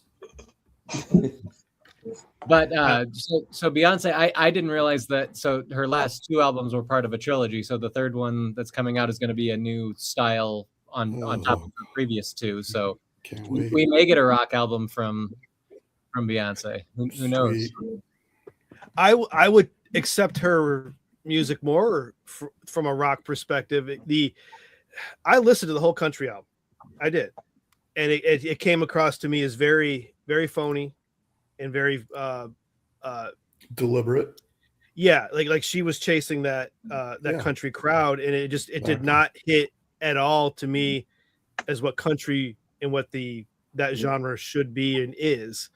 But it did sell. Yeah, well, that cover of Blackbird though is fantastic. But like her cover of Jolene to me was terrible. No, that wasn't very good. I agree with that. But that Blackbird one that she had those other people singing with her, that was really well done. And to me, it's a shame. I mean, Beyonce has a wonderful voice, just beautiful voice. When she was like I was talking to my son about the other day, Dreamgirls. Her singing in Dreamgirls is one of the highlights of that entire movie for me. She's wonderful in that. But you rarely get to hear her do that type of singing because she's doing country or she's doing a dance thing. But it's the singing that, to me, what she does best. That's kind of like Ariana Grande in like Wicked, because like you don't really ever hear her sing because she's always like in choppy pop songs. And then she's got a voice. She can sing. And yeah, I mean, she's got 4 octave like range, and it's a beautiful voice. But you never hear her sing like that until it was Wicked, and you're like, oh, well, she could really do this. Why doesn't she? Because it doesn't fucking sell records. It doesn't sell records. That's exactly it. It doesn't sell records. That's the same thing with What about Adele? Adele could. When was the last time she put out an album? The phone book though. but she does the traditional type singing. I don't think she does any gimmicky stuff to sell records. I don't think. But when was the last time she had new? She takes time between records. It wasn't that long ago, just a few years, right? I think her album was the last one to like go platinum. Was that 25? As an album, 25 was the one that went like it blew up like the Challenger. They were saying like that there won't be any more albums that go platinum based on the way things are sold nowadays. Like hers will be the last one. You talking about like physical sales or just in totality? Yeah, I don't know where I read that, but yeah, you can have a whole bunch of downloads per singles, but like complete album sales. Adele was the last one to go like a certain number of sales, and they said that will likely never be beat. Because the way the industry does it now. Yeah, 2021. Now it's all about how many streams you can get. 2021 was her last album, but she took 6 years to release one between 25 and 30, obviously. So she had her baby there, I think, right? Okay. Like a kid or two. So it's only been 5 years. So yeah, she could have another one coming soon. Time to build that money bin. I interrupted. So you were saying that Ariana's music wouldn't sell if she just sang classical hits, I mean, it does because it's Wicked, but it's a sure, it's a musical. That's way different. The soundtrack. Yeah. She's not coming out and singing standards like she's not putting out a Sinatra record. You know what I mean? Like, I'd like to hear. I would love to hear that. Yes, I mean, Lady Gaga did, with Tony Bennett. Bennett, yeah. I mean, she can sing all that too. It's just too bad that not everybody has the confidence like she does, though, and the money that's sitting around that I can do this now because I sold. I mean, Ariana Grande. There's no reason she couldn't, especially after she could pivot that way with Wicked. But I'm not her manager, so there was a punk girl. I'm trying to remember her name, but she was like a punk darling, indie rock. Avril Lavigne? No, before her, but she came out with a pop album. And Alanis Morissette? No. I mean, she was a rocker girl, so she was all like, indie alt rock darling girl. And then she came out with a pop album, and it tanked, and it like ruined her career. Michelle Bryant. Gwen Stefani. I'm gonna look it up now. What, I need to know this name. What year would it have been?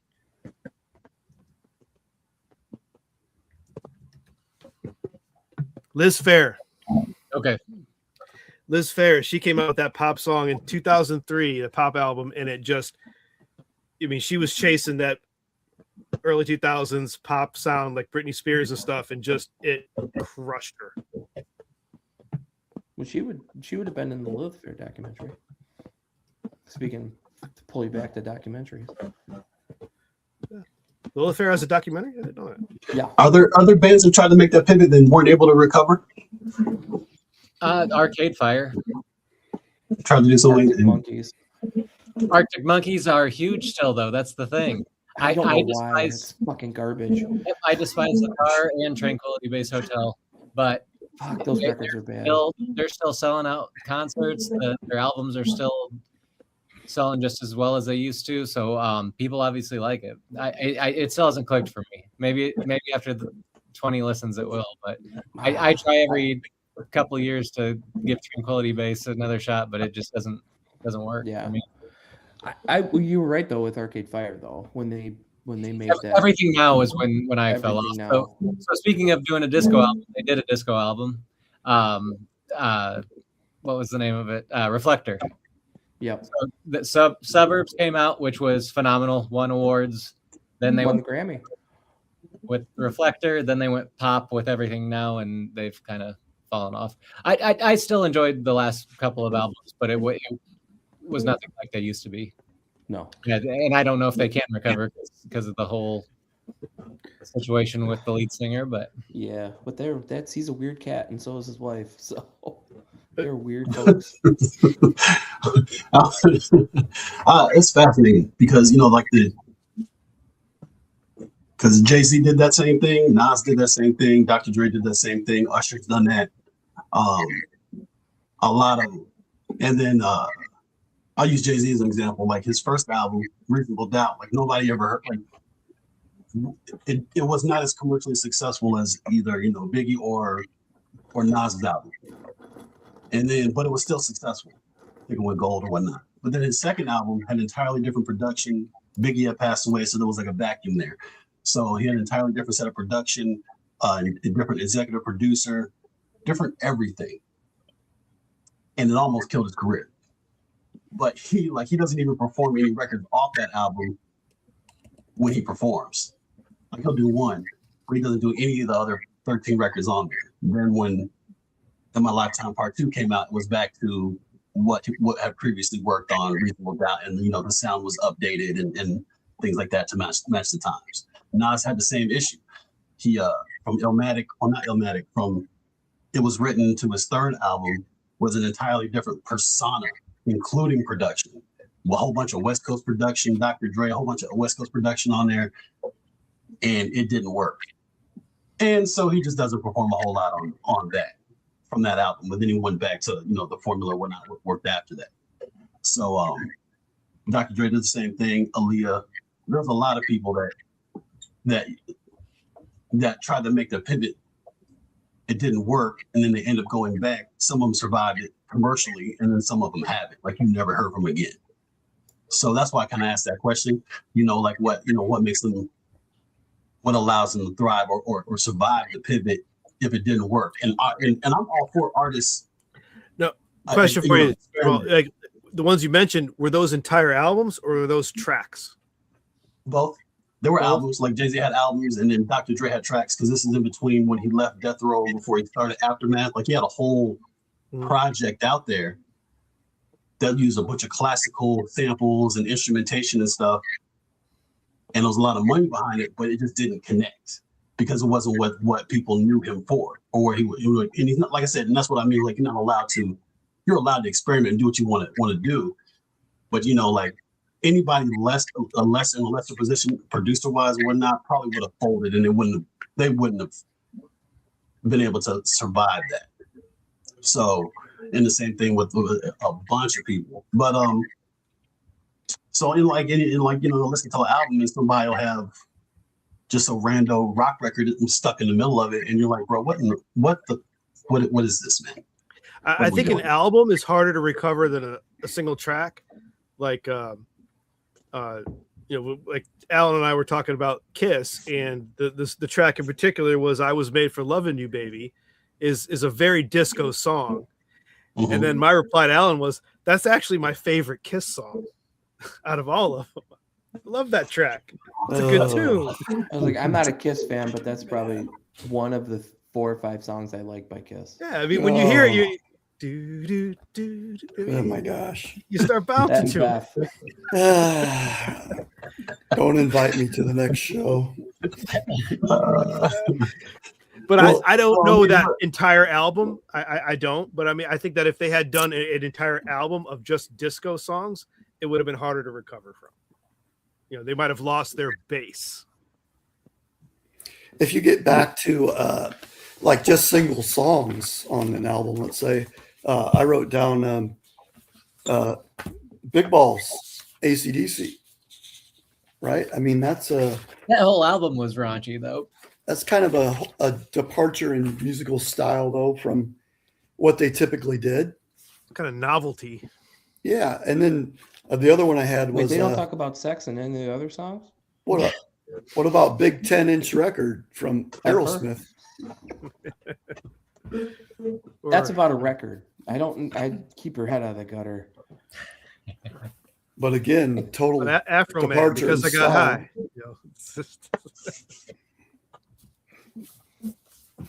Yeah, I mean, there's some goofy shit like on some Pearl Jam records that you would never hear, like on the radio or even on.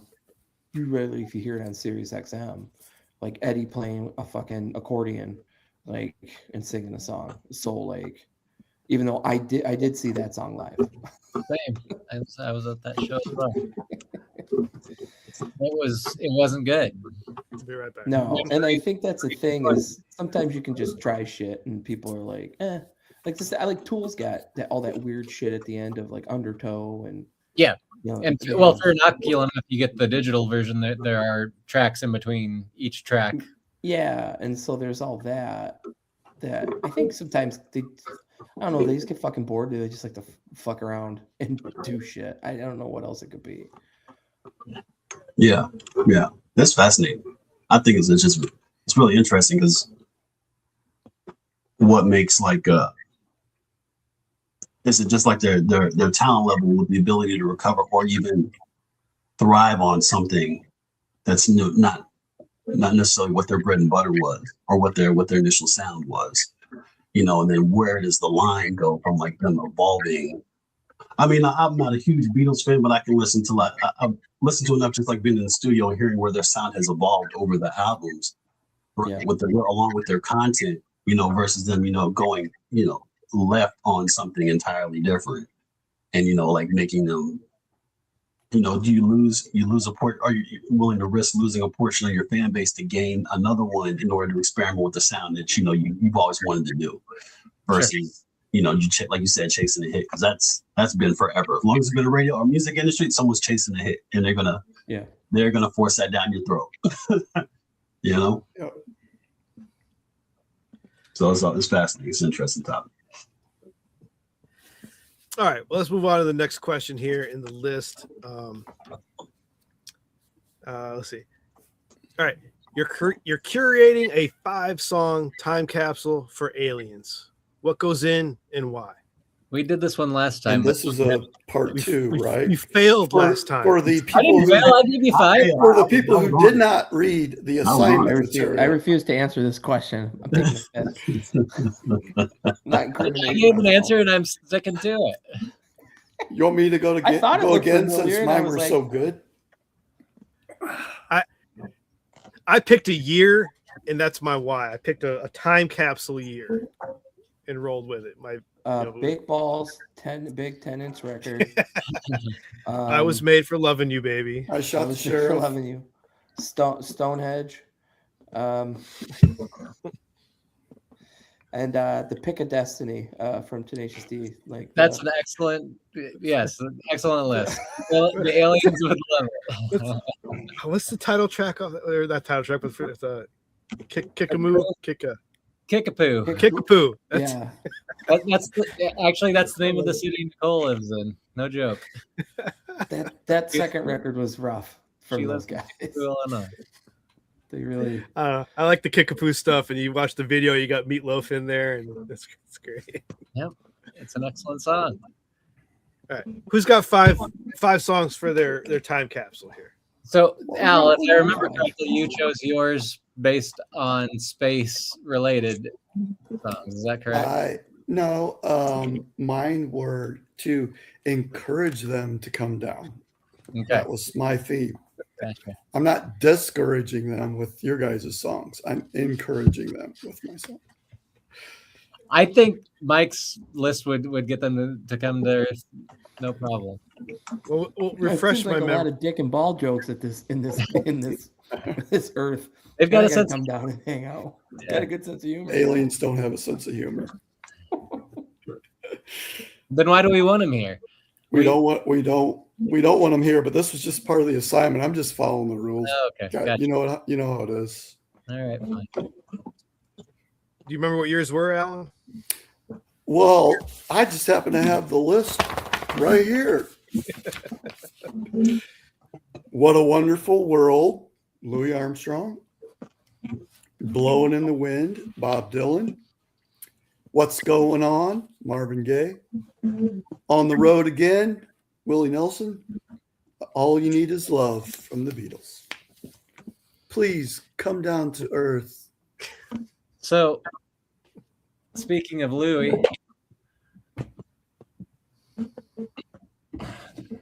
Nicole gave this. Oh, nice. Yeah, it's a bobblehead.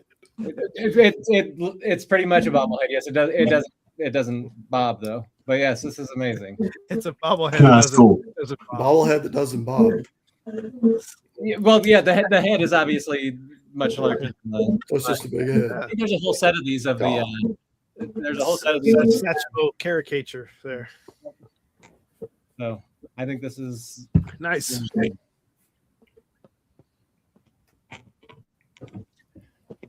Nobody else has any five. Oh, I do. I do. Yeah, let's hear them. So I realized that these were a thing, but this is what I was listening to. So I had Stevie Wonder, A Ribbon in the Sky, or Never Dream You'd Leave in Summer. I'm stuck on that. Probably I'd never dream you'd leave in summer, which makes me cry all the time. Michael Jackson, Human Nature. Oh yeah. Amy Winehouse, Rehab. Isaac Hayes, Walk On By. And Prince, When Doves Cry. So my thing was live instrumentation. Like I really, like I love mixing or whatnot, and then I love listening to how live instruments are mixed and then help create the atmosphere and the emotional connection with that. And all of these songs just do that for me. So I'm gonna tell the aliens one thing: just listen to the drums, man. Listen to Isaac Hayes' voice. How the voices were instrumental to themselves and how they're mixing things. So yeah, nice. What does Rehab tell the aliens? Hey man, don't do coke. Make good decisions. Don't listen to your man and actually go to rehab. Facts, 100%. So I went with the literal thing of time capsule and just picked a year. And when I made this, I was listening to The Grand Illusion a lot, so I picked 1977. So I went with Castle Walls by Styx, The Stranger, Billy Joel, Dogs from Pink Floyd, Cocaine, Jackson Browne, and Paradise by the Dashboard Lights from Meatloaf. All right. 1977. Huh, it's good music year. I would pick out as one of my favorite years, that's for sure. But I do appreciate Dogs on there. That's fun. Because of album archives in a future Music Rewind episode, I've been listening to The Grand Illusion a lot, and it's actually a really good album if you haven't heard it all the way through. Castle Walls was a song I didn't know existed, and it's really a good tune. I'm looking forward to that, actually. I've always just know the singles by Styx. I mean, I know they're a Chicago band, and it's like between them and, you know, Cheap Trick, you're just supposed to like know all of their stuff. And I'll take the 90s. I'll take the 90s bands from Chicago. Come Sail Away is on that album, but I can't hear that without Cartman singing it. Yeah. Come on, you guys. Any other Alien time capsule tracks? I just chose my 5 favorite songs off the top of my head. Like I said last time, they probably weren't correct, but Al gave me shit for it, so I'm going to keep my mouth shut this time. Oh, jeez. He said, "You're unprepared." Yeah, you guys were unprepared. What can I say? Well, so if everybody had a different interpretation of the homework. Yeah, if I wanted to lure the aliens, I would give them the world's best music, and my taste in music is the world's best. So. Well, let's hear 5 of your world's best. Yeah, maybe we your 5 favorites right now. Yeah, we'll be knowing you, Luke. Your 5 favorite now are going to be different than they were in December. Probably, yeah. And we'll tell you if those 5 songs are good or not. So I'm assuming Hotel California. No, Hotel California. No Eagles. 5 Eagles on the list. What if it's like a alien race of Lebowski's? You know, you never know. Just like, whoa, man, I didn't think we'd get here. Is that the fucking Eagles, man? Might have to watch that tonight. No, it's so good. All right, who is your favorite couple in a music song? And the example was like Jack and Diane. Well, if we're gonna keep the Beyonce Jay-Z thing going, Bonnie and Clyde 03. Is that yours? Sure. Yes. Okay. That's the first couple that came to mind. Gotcha. Okay. Did you have that on your list? No. Okay. Was that Travis Tritt that had like a modern day Bonnie and Clyde country song? Well, Tupac had one too, right? I don't know. There's a musical Bonnie and Clyde, you know, Broadway. I thought Tupac originally did for some reason. What were we talking about? What's the question again? Bonnie and Clyde. I thought Tupac had originally a song with a couple in it from music. I'll throw mine out there. I went with Brenda and Eddie from Scenes from an Italian Restaurant. Oh, really that's cool. What I went with. That's why I wanted to get it out early because I figured it was a common one. I know. I love that. I love the line. Well, they got an apartment with deep pile carpet and a couple of paintings from Sears. A water bed, they saved up the bread, or that they'd saved up the bread for years, or something like that. Yeah, I love that line.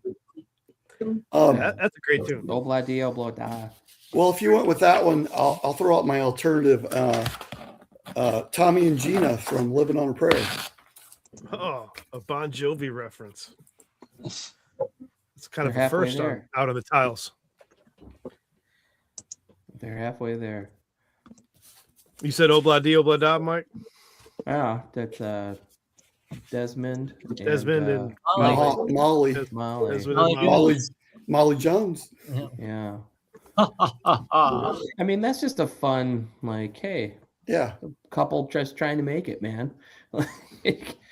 And just a interesting, just like story behind him. I'm sure there's probably something that goes on that Paul McCartney probably knew people like that or something, but it's just an interesting little like cut into somebody's life.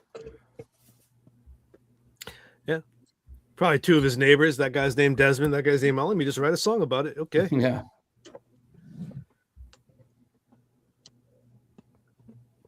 I was struggling to find others. I couldn't think of any more. There are so many, but I'm struggling. Nancy. My brain is fried. The only one that comes to mind for me was like Prince and Sheila E. Because I remember watching their video, like I remember watching their record or watching them perform, and my mom was like, "Oh, they." Yeah, but it's got to be in the song though. Yeah. Right? Do they reference each other in? In the song? Oh no, my bad. Yeah. No. No. They don't. I got you now. I was listening a lot of the Hold Steady today since we were kind of talking about him, or at least Danny and I were on our text group. But he's got a lot. There's a lot of his songs that have like couples in it. And I could not think of the name of it, but it's a very like storyteller type writer, not a first person type writer. Springsteen's got a lot of those too. Yeah. The Nebraska album off the top of my head, you got several in there that are about a couple of couples, but none of them end well. Somebody's usually dying or getting taken to jail. It was a great song by Robert O'Keefe. The road goes on forever and the party never ends. That's a good Texas style jam song that goes on for about 7 or 8 minutes, but it tells a long story about a doomed couple. I'm trying to remember their names now. I can't think of it, but that would be my backup is The Road Goes On Forever and the Party Never Ends.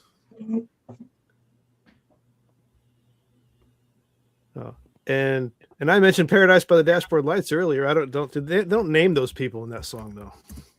Yeah, but he's one of them though. Like, I guess the question could be like, is the person telling the story about two people, or are they one of the other people? Like in the run. I think it should be lyrical. Little ditty about Jack and Diane. It's pretty specific. Because if you say Meatloaf, like that was him. Like he was like in the car. Well, Romeo and Juliet. Dire Straits.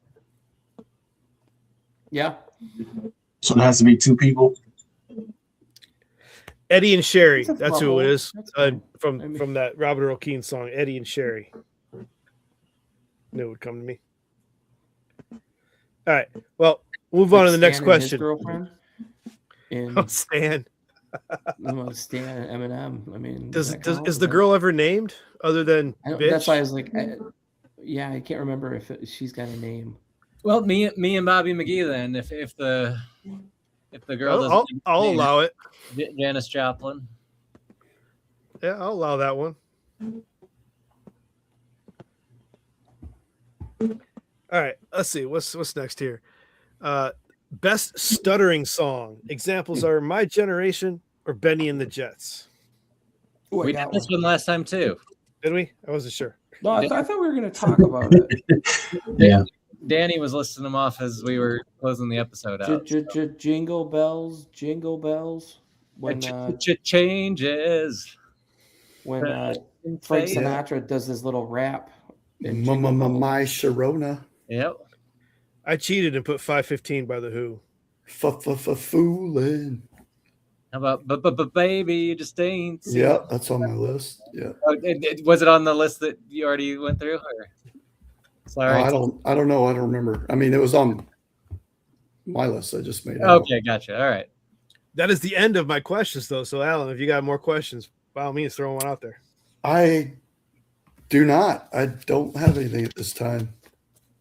Usually my questions come to me when I'm on my drive home from work for some reason. I don't know why that is. But how about La La La La Lola? Does that count as a stutter? Yeah, La La La La Lola. Yeah, I would say so. Well, then you could throw Yoda in there. See, I think we were going to talk about this, Steve. I don't think we did though, because when we got off of it, I was like, I think because it was right around Christmas time, and I was like, oh, that fucking Frank Sinatra that Jingle Bells came on, and I was like, fuck, this would be perfect. This is one of them that Steve's talking about, and no one ever talks about that Frank Sinatra stutter. That he was the first guy scatting, man. He was way ahead of his time back in the 40s or 50s when he was singing that Jingle Bells song. And speaking of Cartman, didn't he do a version of Poker Face? Oh, he did? Yes. Oh, yeah, Poker Face. My poker face. My face. Yeah, Cartman did a version of that too. I did not know that. Absolutely.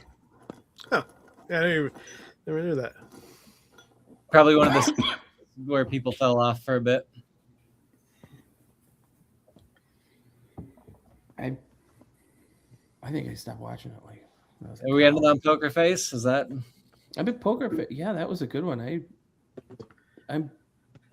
Well, no, I don't think we should end on Settering. Is what I'm getting. No, at. no. Oh, I am out of questions though. So if anybody has any questions for the group, let them know. How about albums that you're looking forward to in 2026, or albums that have come out that you've already purchased?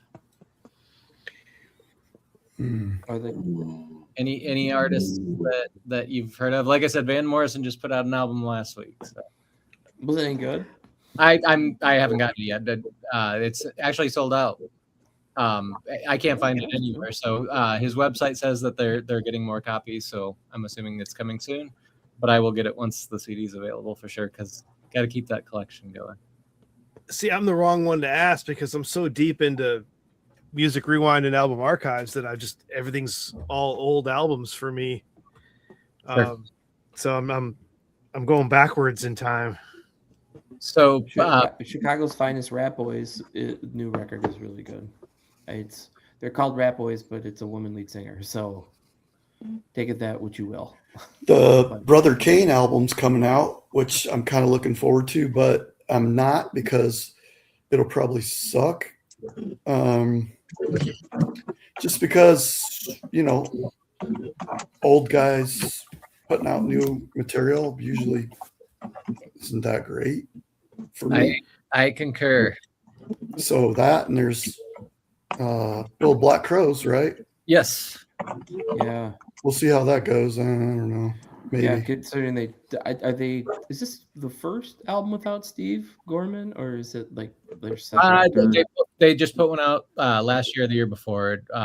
Okay. Happiness Bastard. I think it was 2 years ago, and I don't believe he was. I thought Steve Gorman exited a long time ago. No, he did, but they did put out a lot of records. Though. Yeah, they haven't. Last year was the they've first. Been touring without him for a while, but if you get a chance, that's a really good book by Stephen Hayden. He helped write the autobiographical from the drummer of Black Crowes, and it's interesting to say the least because he's known those two canaries for, and not to be punny on that one, but he knows those two guys for a long time, and they really kind of did him kind of shitty, but surely, yeah, it'd be the same way. I mean, I will say that though, the Oasis brothers really didn't shit over their guys. I mean, they brought all their guys for that tour, and those guys, kids. I was sure that tour was going to implode, but good on them for keeping it going. Fuck, Steve, I'll tell you what, it was probably one of the best shows I've seen in the last 10 years. You have my jealousy. I wish I could have seen it. It was, and that was the third time I've seen him, but like you have to see him like at a large stadium, like because they have the whole crowd behind them, and I mean, I can't agree with the dumb fucking bucking hats that were all around the place. Like it was 1994 again in England, but besides that, like the tracksuits, people just look dumb. It's just you guys are in your 40s and 50s and you're wearing a fucking bucket hat. Like, come on. Do you think they'll make a new album? Like, was there enough camaraderie there that they? I think they just did it for their kids because I guess their kids get along. Okay. And they needed some money, and I heard they're gonna sell their back catalog. Gotcha. So, and they want to get in the Rock and Roll of Fame next year. There you go. Sure. Who is this? Oasis. Oh, okay. But Pussifer put out a new album last week as well. I'm looking forward to that one. It's in the mail. That was the best one I've ever heard they did, because usually I think they suck. I think you need to revisit their previous album, Existential Reckoning, because it's very similar. I did. He angers me though, because he's wasting his fucking time with these two other shit bands when he should just be making a Tool record. That's just how I feel about it. Because last Perfect Circle record was horseshit. I enjoyed it. That Blood Elephant or whatever it was. Eat the Elephant. Yeah, it was an excellent album. Yeah, I don't. He needs. Billy Howard is the genius behind Perfect Circle. I think his guitar riffs and solos. He's got a sense of. There wasn't a lot on that last record though. Like it feels like there was not a lot of guitar on that. Give it another listen. I think it's very symphonic. Oh. I think there's a lot to it. Well, the coming up on album archives, and it's ones that I was about to mention that I'm looking forward to either revisiting or listening to for the first time. But the Mur de Noms, or however you're supposed to say it, yeah. I haven't listened to that in a long time, so that one's coming up that I have to record. There is a hi-fi version of that came out a couple months back, $125. I've been staring at it, drooling, but I just can't. I can't drop that much money on a single record. I really want to hear it though. I want to know. Look for another $150, and you get every color of the rainbow on for Weezer. Yeah, I could. I don't think I'm going to do that, but so another one that might shock people because the two singles that I've heard so far are pretty amazing. From the Red Hot Chili Peppers is putting out a jazz album, and it is actually really, really good. I'm hopeful. I think Tom York does a song, Nick Cave, and he does a cover of Maggot Brain. Tom York is singing on a Red Hot Chili Peppers album? Nice. No, it's a Flea solo album. Oh, Flea solo album. Gotcha. Yep. So you'll get actually coherent lyrics and not about just California. Well, I think a lot of it is just jazz, freestyle type stuff. Check out the latest single. It brought me peace. I love Flea, man. That his book was wild. If you ever get a chance to read that one, I've got it sitting in the to read pile. Yeah, it is wild, and his life was something else. But he was like, I think he was like kind of classic. He like could play everything. Yeah, trumpet's one of his main instruments. He plays a lot of that on this album. And Tori Amos, Black Keys, I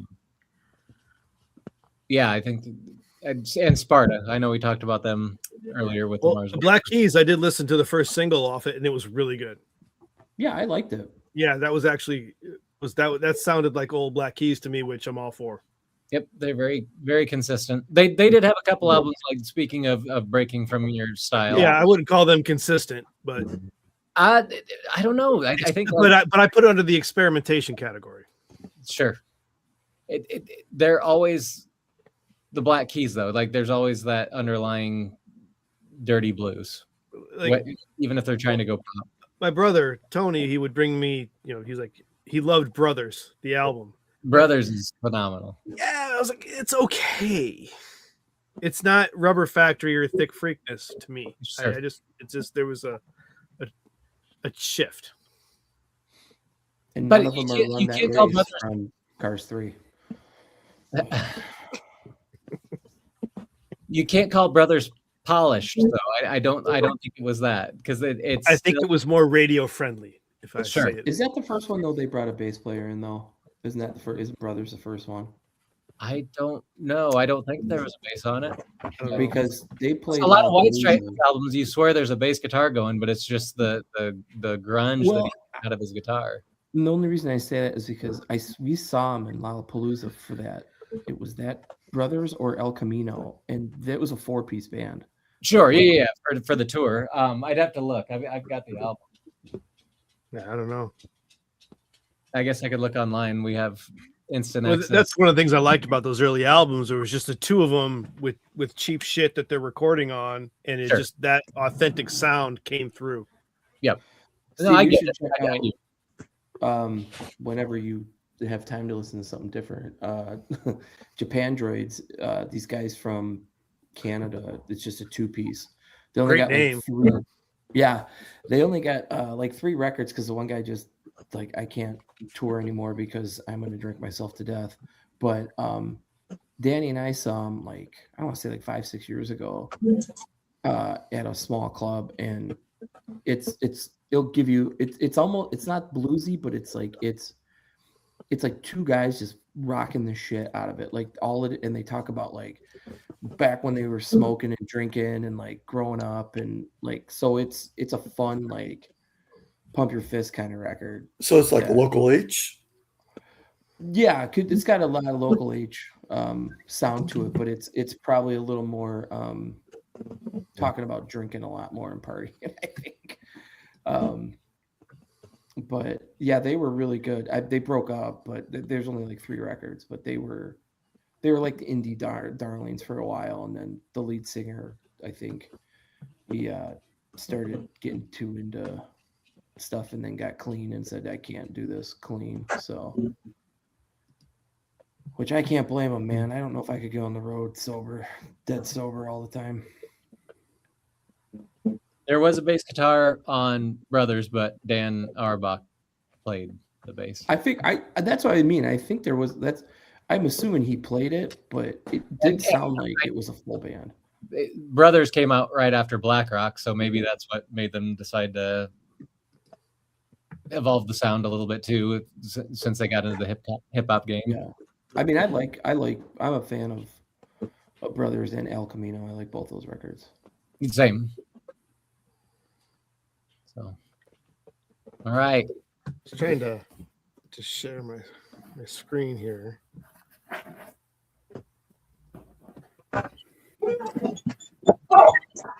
Oh.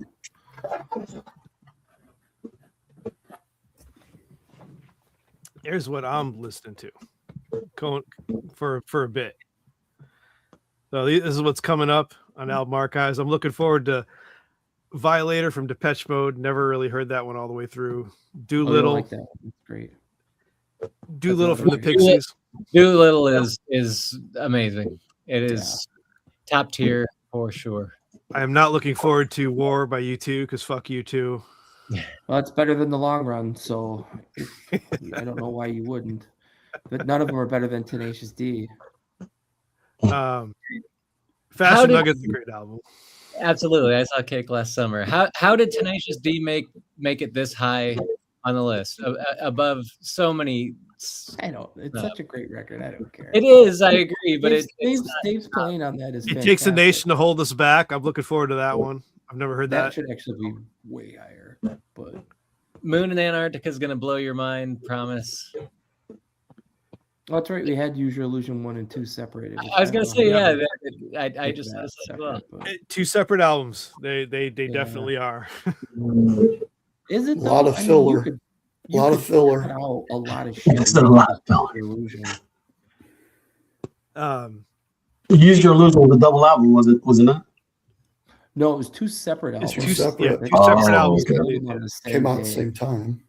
They did come out at the same time though. Yeah, hey, I see you got Dream Police on there. Speaking of screwing over your drummers, I don't know anything about their history. Oh, well, you'll get into it. You and I saw them. Replace your drummer with your son. Let's do that. Oh wow! By the way, Hell Freezes Over here, Alan. Just to let you know, this is going to be the end of season 5 for Music Rewind. So yeah, calling it now. So go ahead and give it a listen. Your podcast, Steve. It should be the end. Like, that should be it. I think Mike should do the turn the tables. I think. Yeah. Yes. Steve, wouldn't you love to have me interview? Yes, I think I will relinquish my duties just to hear that episode. Me and Dan give it a thought. Oh yeah, give it a thought. Seriously. Steve, it'll be for comic gold if it's the two of us on there. I was debating about several albums, and I'm zeroing in on Hell Freezes Over, and because there's a reason I have stories here. The whole point is the story behind it. Well, that's the whole point of the whole show. I mean, that's every album. Just Steve. It's apparently better than Working Man's Dead. Yeah, it's apparently better than a lot of stuff that it shouldn't be. And a live album shouldn't be on here anyways. That was a fight that there are new tracks on that album. There you go. There's the blends. That's a good point. Yeah, Benz. There you go. See, you'll get a shot at it. There's Tommy and Gina on Slippery When Wet. And Sky Blue Sky is my favorite Wilco album. You're going to love that one too, promise. I only know like 1 or 2 tracks, so that'll be a first time listen for me.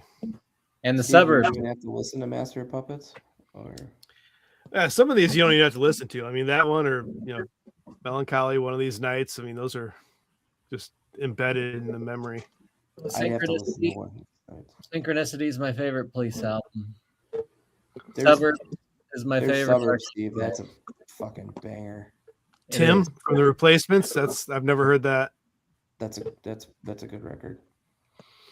Beggar's Banquet's a fantastic album. Fuck You Too. Oh, that album's got a lot of good songs on it. Yeah. There's Frank. Got some Sinatra in there. Speaking of, they just released a hi-fi version of that a few weeks back as well.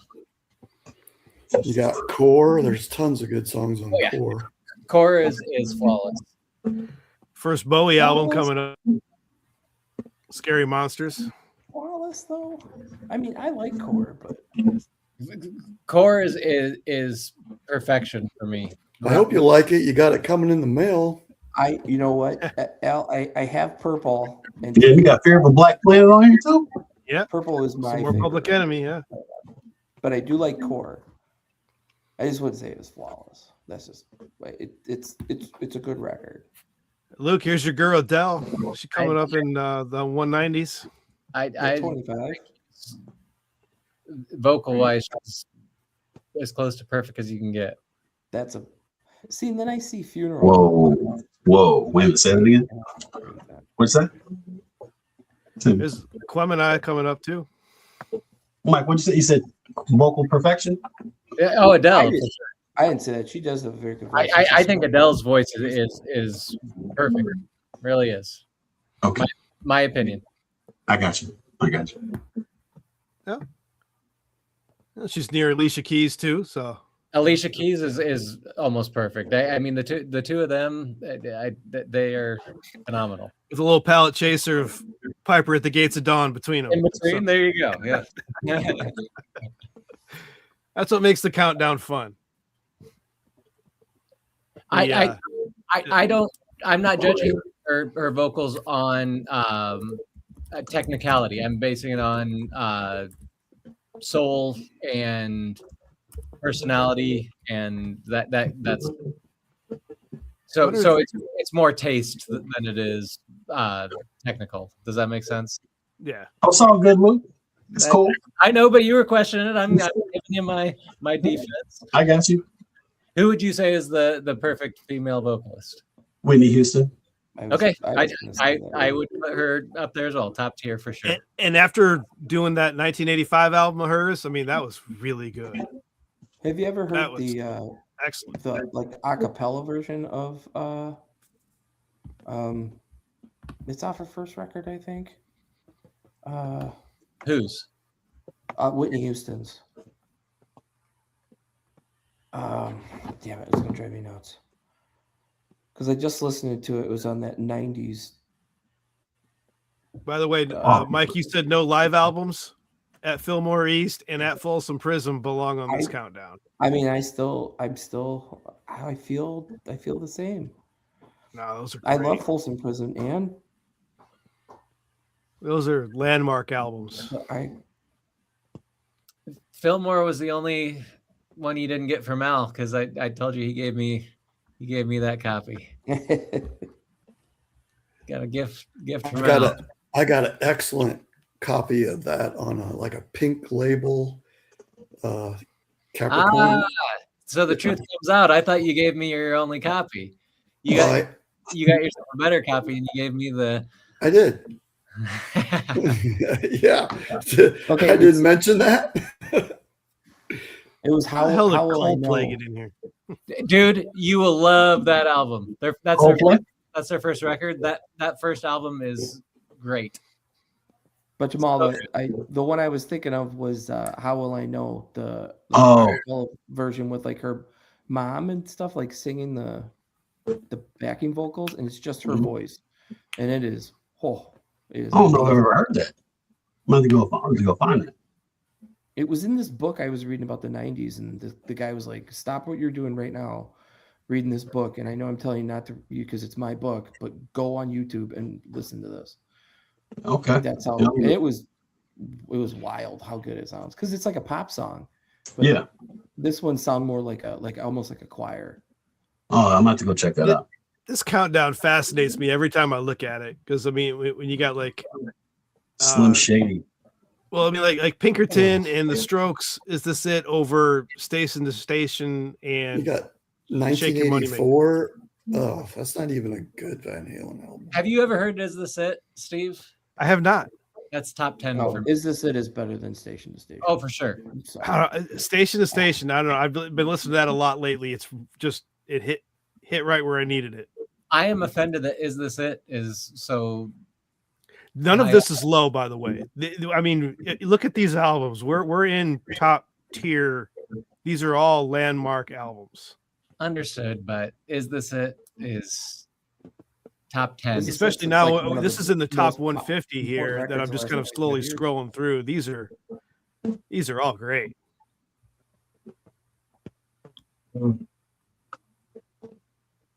See, and I disagree about Amy Winehouse. So, I mean, that's just me, though. I don't think every album I did on Music Rewind, I put on the ballot. And then I haven't really updated the website in a bit. So, yeah. Well, don't show all the honorable mentions, Steve. You're going to give away the fun. I saw it was coming. I go, fuck, does he have all these on here? I'm like, wow, that's what made it not. I mean, I have no idea that you're doing Illmatic, so that's why I was like, it was a fun. I can remove those from the website. Yeah, that's fine. Nobody's looking at the website anyway. I didn't like. I kind of like it now because I mean, we talked about this list for, I felt like it was like a year long of talking about it after the votes and dealing with it. But like now, I don't even want to look at the list now because I just kind of like the surprise of what's going to come up. I don't even listen to the, like the end of yours. Like where I say what's coming next. What's coming next because I'll fast forward it just because I don't want to know. I like to know that morning when it pops up. Well, that's how I listen to. This Monday's Crime of the Century. Just letting you know. Well, yeah, I know we just talked. Did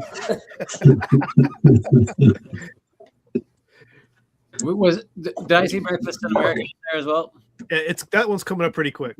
Okay, yeah, so you'll get your Super Tramp fix.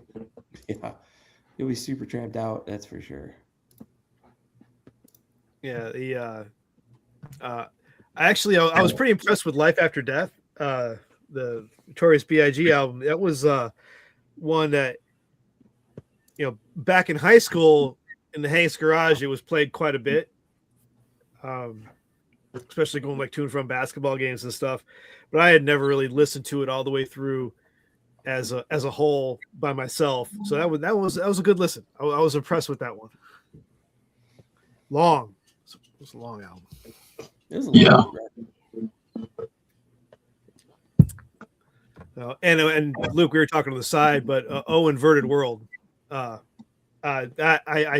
was not what I expected. Really enjoyed it. They'll change your life, Steve. They'll change your life. I'm really hoping for another Shins album coming soon. It's about time. Maybe they'll make Garden State 2 the movie. Now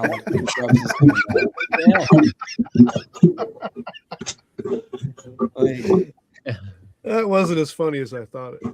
Like, Scrubs is back, so we'll make Garden State 2. This will show him like 20 years later. Did you see the preview for the new music Scrubs? It looks good. It looks pretty funny. The original series, so I think it's going to be a hit. Yeah, I mean, I hated when they went to the Academy. That was stupid. That was a swing Next in the generation. Miss, Dave Franco. I forgot Dave Franco. But yeah, Shin's using a new record. I mean, it's been about time.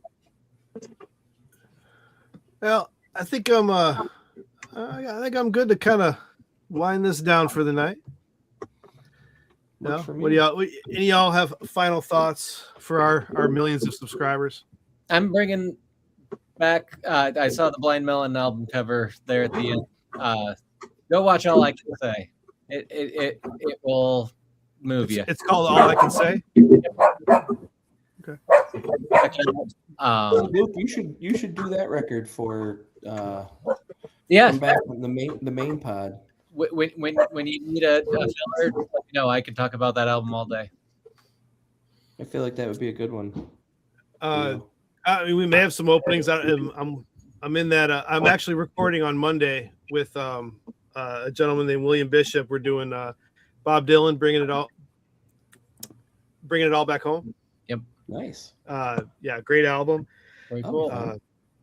But there's definitely some guys out there that have agreed to do the show, but they're people get flaky. Yep. Understood. Cousins. No worries. Like the Hank brothers. But yeah, if you ever they're on the list. Chris, Colin. Let's schedule Siamese Dream. Colin is in Pittsburgh right now, so call him up. Get him to go do it. I'm drinking all day too, so I actually work with someone who could do that album as well. So if they never come through, that album is a hot commodity. I've had people ask, and I was like, it's reserved. Okay. All right. I think that's fair. I think at Luke, I think to have the three of them talk about it, I would be disappointed if somebody came in and did Melancholy before that came out. I'd be disappointed too, because I feel like the Siamese Dream is Steve's actual classic rock awakening. I feel, and it connects. I can agree with that. It connects these two brothers. Well, there's three brothers, and all of us sitting in their garage underage drinking, listening. It was three brothers. Kyle's still around. Kyle's still around. I mean, Kyle was there though. Yeah, Steve, his wife lets him out sometimes. Yeah, when she lets him out, you're right. All right. Well, good chat, fellas. Yeah. Thanks for coming on. Appreciate it. Good to see everybody. Good talking to everybody. Al, thank you for watching Out on the Towels 9, and we'll see you next time. All right.